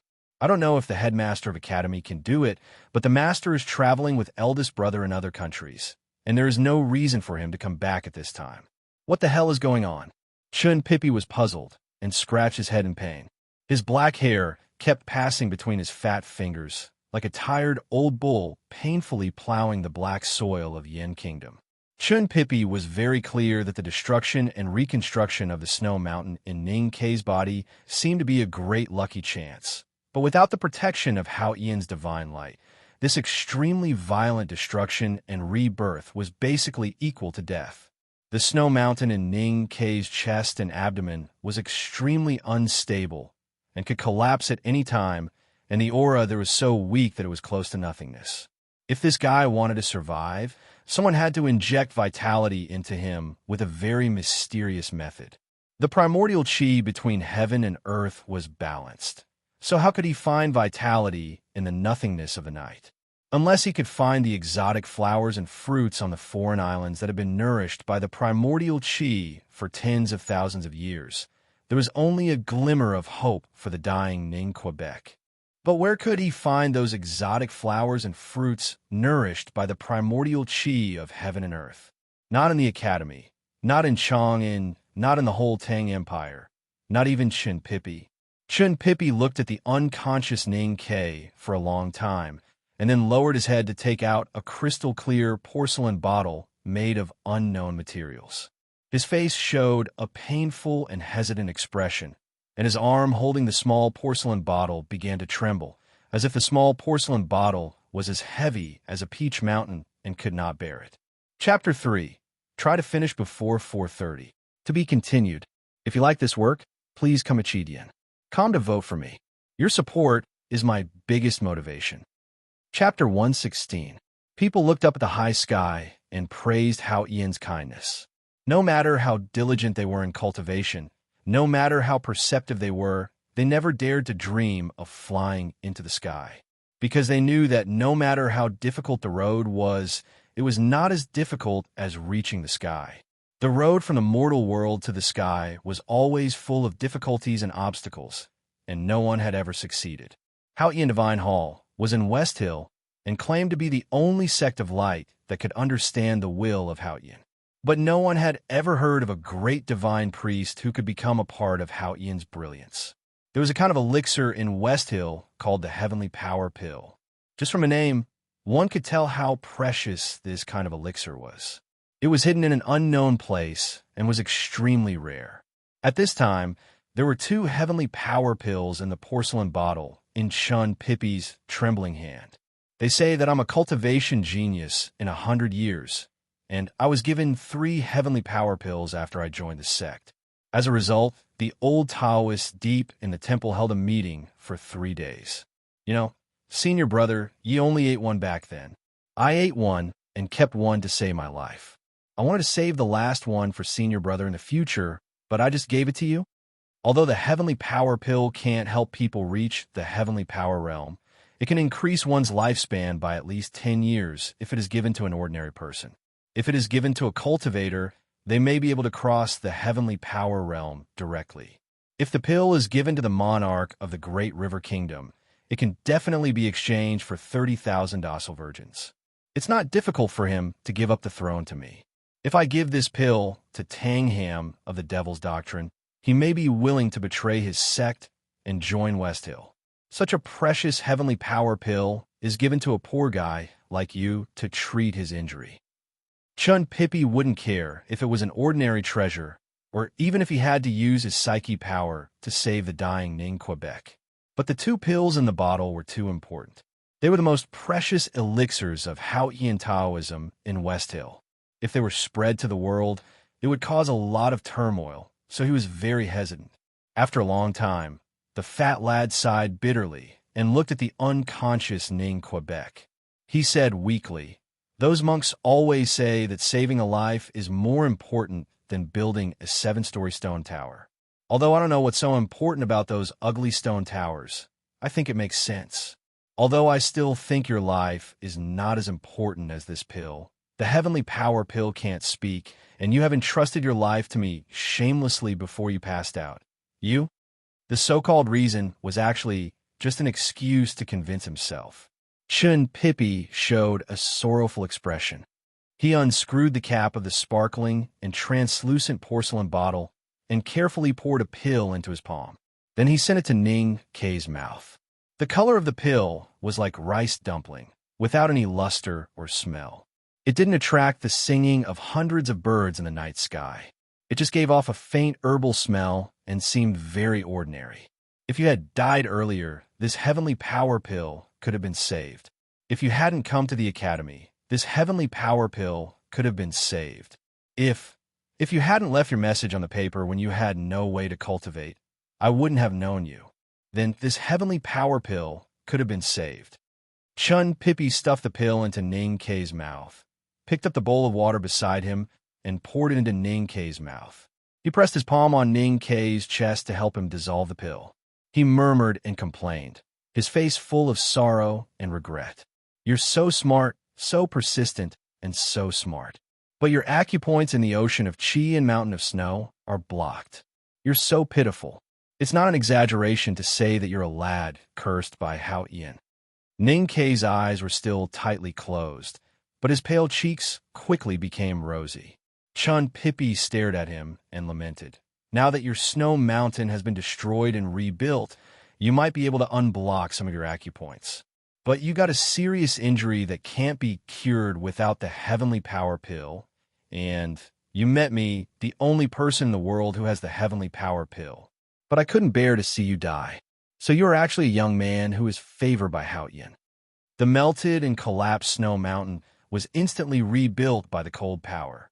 It seemed magical, but the structure of the snow mountain was extremely unstable and could collapse again at any time. The dangerous glaciers inside were full of holes. Most of the holes could not connect the front and back, but made the snow mountain as fragile as a wooden pillar that had been eaten by termites. The precious heavenly power pill was melted by the water and slowly penetrated down through Ning K's throat. Before it reached his stomach, it turned into a faint medicinal power and dissipated among his internal organs like a faint starry divine light. Under the illumination of the divine light, the snow mountain in the distance did not collapse again. A corner rose abruptly and stood quietly under the firmament, as noble as a saintess and as firm as a warrior. It slowly melted and moistened the dry wilderness under its feet. A breath of life pervaded that strange space.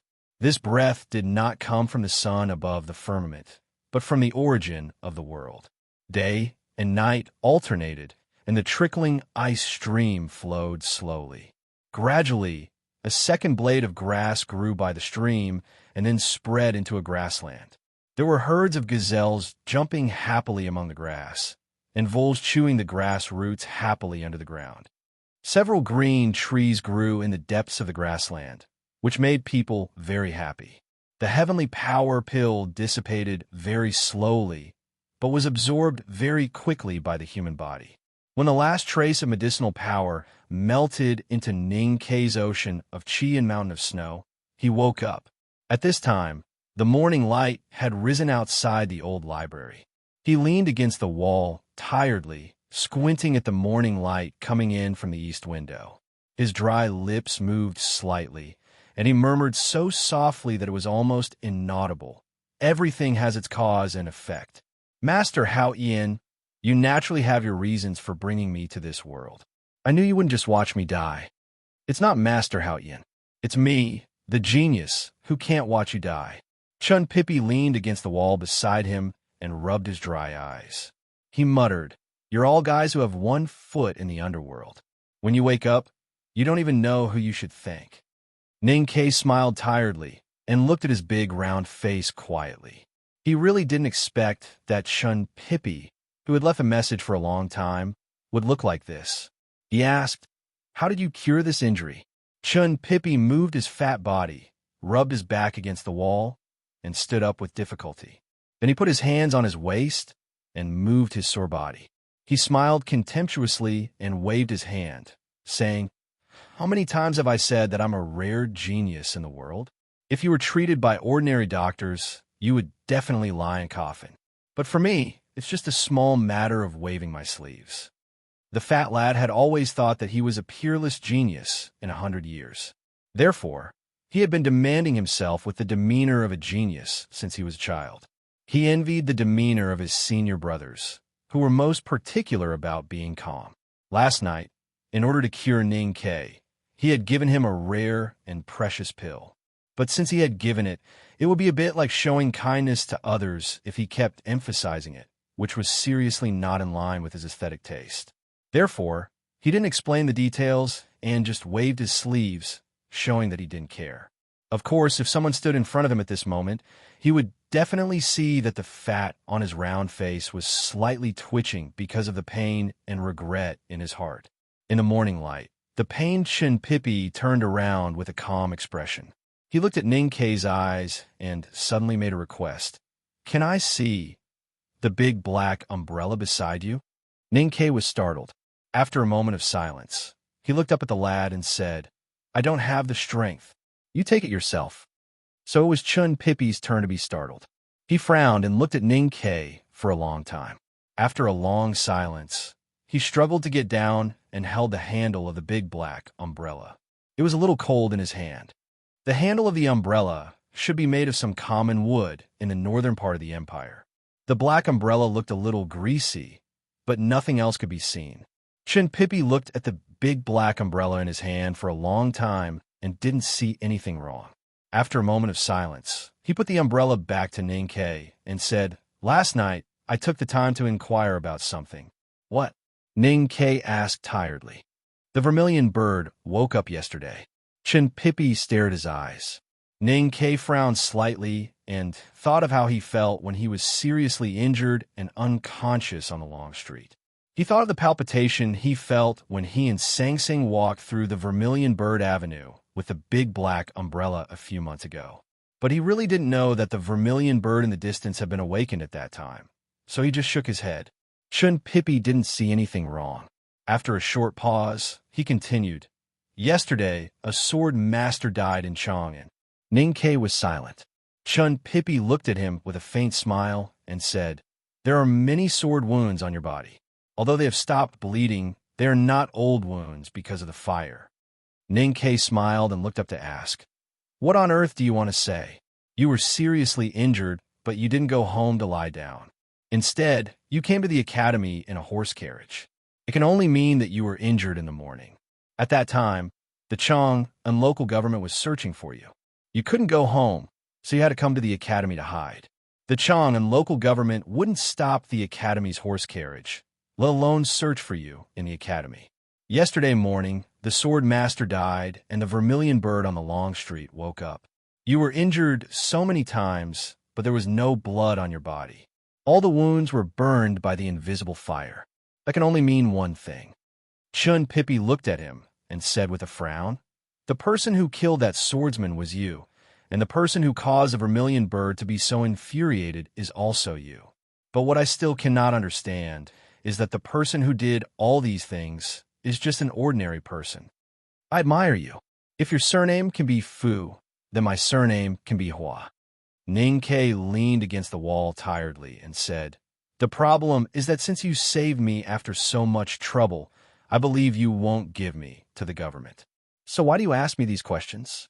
Chun Pippi raised his eyebrows and said proudly, "Because I, the genius, want to prove to you that nothing can be hidden from me." Ning Ke looked at him with a smile and suddenly said, "There is no big family in West Hill that has influence all over the secular world, as you said in your message. There is only one place that is afraid of the Academy, and that is Hao Ian Divine Hall.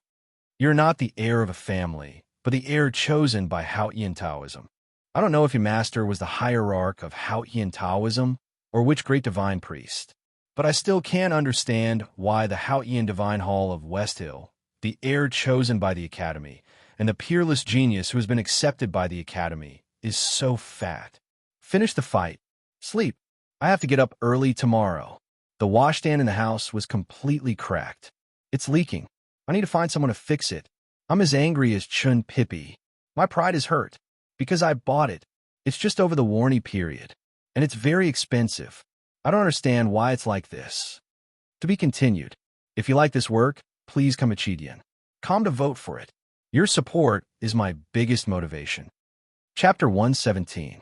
Hearing this analysis, Chun Pippi was shocked at first, and then became angry. He felt hurt and stared at Ning Ke with a gloomy face. He did not admit anything, but lowered his voice and scolded coldly, "Don't talk nonsense, or don't blame me for killing you. You are just a small potato. Don't show off your little cleverness." The fat, genius boy looked serious, and he really looked like he was looking down on the world. However, Ning Ke was not afraid at all.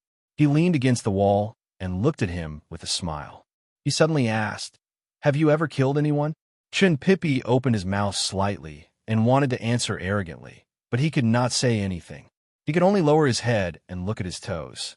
Ning Ke looked at him with interest and continued to ask, "Have you always killed people?" Chun Pippi lowered his head and put his hands behind his back. His fingertips touched them with difficulty. He tightly pursed his lips and refused to answer the question. He twisted his fat body from left to right, like a dead child who had been wronged and hurt his self-esteem. Ning Ke laughed and looked at him. He sighed and said, "You must have accidentally stepped on a few ants on the road. Your white and tender hands haven't even touched a drop of blood. Then don't learn from others and use things like life and death to threaten others. It's not powerful and will only make people laugh. I have to remind you, don't tell others about me."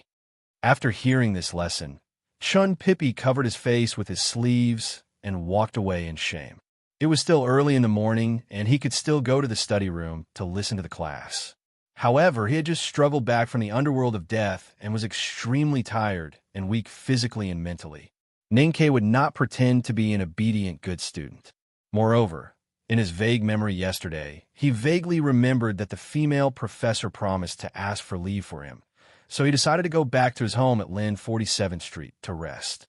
Using the big black umbrella as a walking stick, the seriously injured lad slowly walked out of the old library.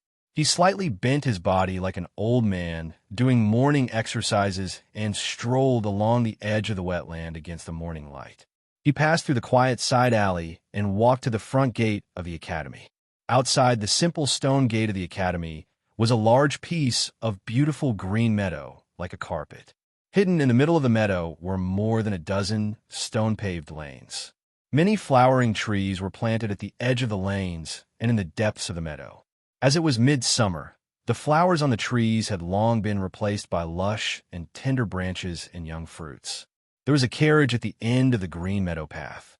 The carriage had been waiting there for a long time, and the horses were tired and lowered their heads.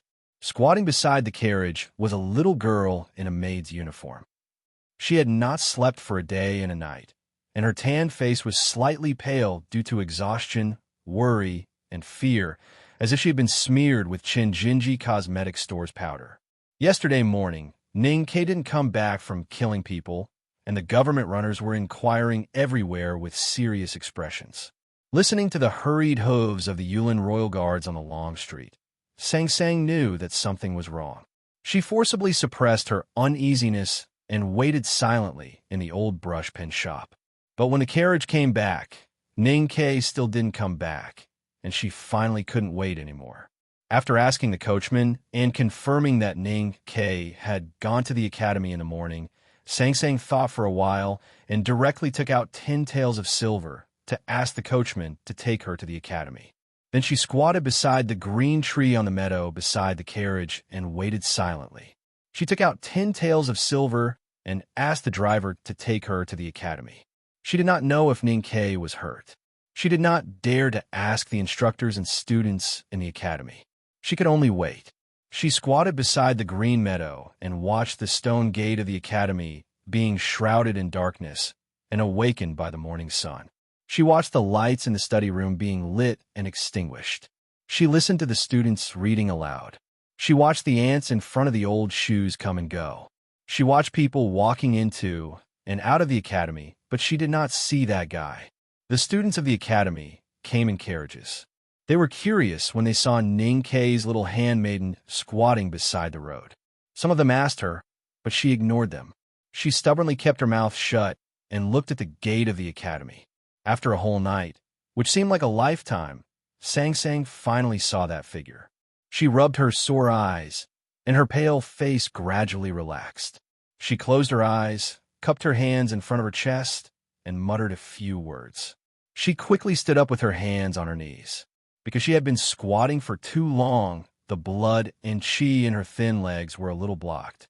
Her thin body swayed, and she almost fell. Holding the big black umbrella, Ning K slowly walked to her.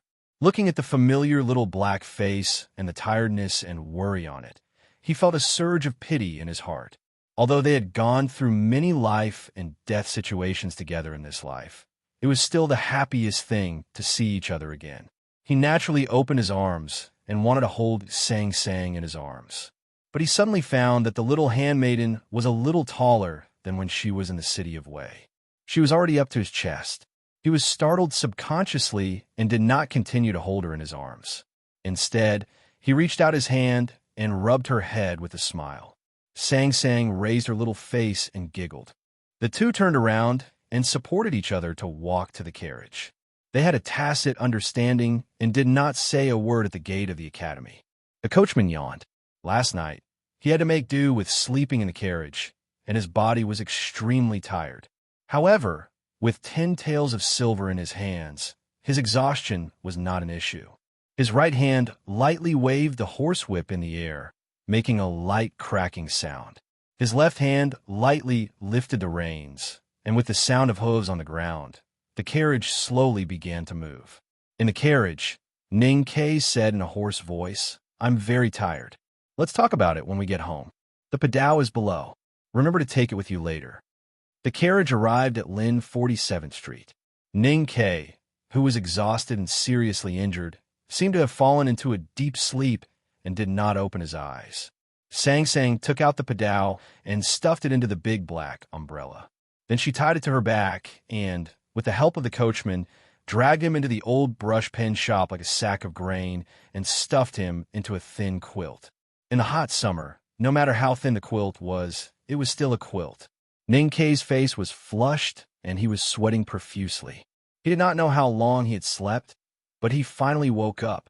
He opened his eyes and confirmed that he was home. He took a deep breath, and the lingering fear hidden in the depths of his heart finally spread out, making his hands and feet feel a little cold. He stared at the transparent glazed tiles on the roof. After a long silence, he suddenly said, "Recently, I have mentioned to you about the academy student named Chun Pippi. Remember that I owe this guy my life. At the right time and the right place, remind me to find a way to return it to him. At this time, Sang Sang was pouring boiling water into a bucket and preparing to wipe his body. She did not expect that he would wake up. She was startled and sat beside him, puzzled. She asked, "Return it to him, although I don't know how he did it. My life should be saved by him. I have told you many times that there is nothing more important than our lives in this world. In this case, it is reasonable to repay him at any cost in the future." Then he looked at Sang Sang's thoughtful face and reminded her with a smile, "But you can't use our lives to repay him." "Young master, what happened?" Sang Sang stared at his still pale cheeks and asked softly and seriously. "The tea artisan is a cultivator. I was seriously injured, and finally I only remember fainting on a street. As for what happened later, I am not very clear." Ning Ke thought of the wonderful encounters he had since yesterday morning, especially the vague feelings he had when he was in a coma. A trace of confusion flashed through his eyes. He frowned and repeated, "I really don't know what happened. Make something to eat. I'm a little hungry." He did not like this kind of situation where there were changes happening to him without him knowing anything. After frowning and thinking, he did not want to discuss this matter anymore. Suddenly, he thought of a problem. He looked at Sang Sang with a pleading look and said, "No fried egg noodles, no fat intestine noodles, and no hot and sour noodle soup left yesterday. It must be rancid in such hot weather. For the sake of my serious injury and almost dying, let's pay for a good meal tonight." Sang Sang's nose turned sour when she heard his words. She thought to herself, "I'm just a little maid. How could I dare to mistreat you every day? I'm just thinking that you're going to marry young mistress in the future, so I have to save some money for you. I gave the cart driver 10 taels of silver." She lowered her head and said softly, "Young master, when you were in a coma, I went to the antique shop next door and asked for a bowl of pickled radish. I poured it into the pot and stewed it with the duck. It will be ready soon." After saying this, Sang Sang picked up the hot towel from the bucket and wrung it. Then she put it in a place where Ning Ke could reach and walked out of the room. She wiped her slightly red hands on her apron. Sang Sang gave the cart driver 10 taels of silver. She wanted to tell the young master that although she was young and thrifty, she was not a little handmaiden who did not know what was important and what was not. When it was time to spend money, she would not be reluctant. Ning Ke lay on the bed and looked at the busy little body outside the window. He thought of the hidden annoyance in her previous words and could not help laughing. However, he did not expect that when Sang Sang saw him supporting himself on the bed, she quickly walked to the window and told him to have a good rest. Then she closed the window tightly. The light in the room suddenly became very dim. In addition to the glimmer from the glazed tiles above the head, there was only a warm candle on the table, which Sang Sang had lit in advance, quietly accompanying him on the bed. Ning Ke quietly looked at the candle on the table, and the smile on his face gradually disappeared. Yen Suqing, the tea artist, was a cultivator. This hidden factor seriously destroyed his plan. If he was not lucky enough, he might have died in the small lakeside house. It was impossible for him to escape to that street, and there was no chance for him to hide in the academy for a night and meet Pippi, the little wizard of West Hill. When he was in a coma on the street, he knew that something must have happened. Otherwise, he could not explain why the wounds on his body healed, nor could he explain the pain caused by the invisible spear in his chest. But he really did not know what happened at that time and what Pippi had done to him. His thoughts were stagnant, his body was injured, and his spirit was damaged. He was sweating all over in the hot summer. He felt that his skin was sticky and a little annoyed. He wanted to wipe it, but his hand froze when it was about to touch the wet towel, because he suddenly found that there seemed to be a shallow layer of obstruction between his fingers and the wet towel. To be continued. If you like this work, please come to vote for me. Your support is my greatest motivation. Chapter 118. There was a boolsh asterisk T truth in the world. If there was, there was, and if there wasn't, there wasn't. In the secular world, the standard of whether there was or not was very simple. If there was something that could be seen like a mountain, then there was something that could be heard like a sound, and there was something that could be touched like a fire. But if you couldn't see, hear, or touch it, then there was naturally no such thing. This standard was not applicable to the world of cultivation. the breath or primordial chi that permeated between heaven and earth, and the psyche power that caused the primordial chi to vibrate through the ocean of chi and mountain of snow, could not be perceived by ordinary people. They couldn't see, hear, or touch the breath of heaven and earth and the cultivator's psyche power, but it didn't mean that such things didn't exist. The initial state, also known as the initial awareness state, meant that the cultivator's psyche could be released from the ocean of chi and mountain of snow and understand the existence of the breath of heaven and earth. The perception state meant that after the cultivator knew the breath of heaven and earth, he could get along with it in harmony and even communicate with it. These two initial states were collectively known as the emptiness state. Whether an ordinary person could embark on the road of cultivation could be judged by the above discussion. If he could see, hear, or touch the breath of heaven and earth or psyche, then he was really on the road. Ninkei stared at his slightly trembling fingers, the thin gap between his fingers and the wet towel and the steaming hot air. He knew that what he felt was not the hot air, but something else. It was not accurate to describe this feeling as touching. It was more like perception. There was spirit in the human brain, and the spirit produced psyche. The psyche was thinking, and the psyche power was thinking very, very, very, very, very much to be with you. It was a kind of mysterious power that was similar to this, which was the power of thinking. At this time, Ninkei had not recovered from his serious injury, and he was exhausted. His mind was clear without any distracting thoughts except for one. He wanted to pick up the steaming wet towel and wipe his body. It seemed that the auras circulating between heaven and earth finally understood his thoughts and felt the power of his thoughts. From the eaves, from the cracks in the window, from the quilt, from every drop of sweat, they gathered in front of his fingers at a speed that exceeded the scope of speed and fell on the hot, wet towel. There was a dead silence in the room. Ninkei looked at his fingers like the famous, infatuated girl of the Yuelan kingdom, not daring to breathe or blink. He used all his strength to ensure that his trembling fingers did not turn into shadows. He maintained this posture with unprecedented caution, like a frozen quail. After a long time, he raised his eyebrows extremely slowly and tilted his head slightly, as if in slow motion. He looked at his fingertips in bewilderment and uneasiness. Then he slowly closed his eyes, forcibly suppressing the excitement in his heart, and began to meditate. Many years ago, Ninkei had obtained the article on the response of the Tao in Kaiping Market. Since then, he had been meditating all the time. He meditated before going to bed, meditated while staring at the morning sun after waking up, meditated while staring blankly at the morning sun after winning 3 bowls of rice wine in a bet, and meditated after jumping in a Shubi lake while bathed in blood. Even though he had never felt the primordial chi flowing between heaven and earth, his proficiency in entering the state of meditation was definitely the best in the world. All thoughts were gone. Firmly guard your heart. Follow your will. It had been 16 years since he came to this world. His acupoints in the ocean of chi and mountain of snow were blocked, and his hopes had been destroyed countless times. Finally, for the first time, he heard or felt the long and calm breathing sound. It was the breathing of heaven and earth. He dared to swear on the reputation of his mother, who loved him the most in the general's mansion, that this long and calm breathing sound was absolutely the most beautiful sound he had ever heard, even more beautiful than the sound of the horse gang of Shubi Lake falling off their mounts, more beautiful than the sound of Zhang Ichi struggling with his eyes wide open, and even more beautiful than the sound of the silver in the money bag knocking against each other.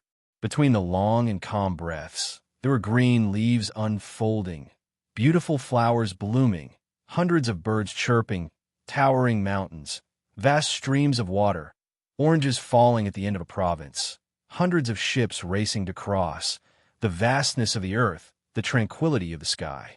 Ninkei did not know how to describe the beauty of the breathing of heaven and earth. After thinking about it, he could only compare it with the faint breathing sound he had heard years ago. That year, when he found little Sang Sang, who was frozen blue and blue all over, he took off his clothes and held the little baby girl in his arms for a whole day and night, and finally heard the faint breathing sound. At this moment, he finally vaguely remembered the sounds he had heard when he was unconscious on the long street, and understood the meaning of those sounds. Those were the breathing sounds from the stone posts by the street to tie the horses, the doors of the wine shop. Those were the breathing sounds from the ancient pagoda tree in the deep courtyard, the green leaves under the seat, the breathing sounds from the stone lions, the wooden buildings, the streets, the imperial palace, and the city walls. They were all the breaths given by heaven and earth.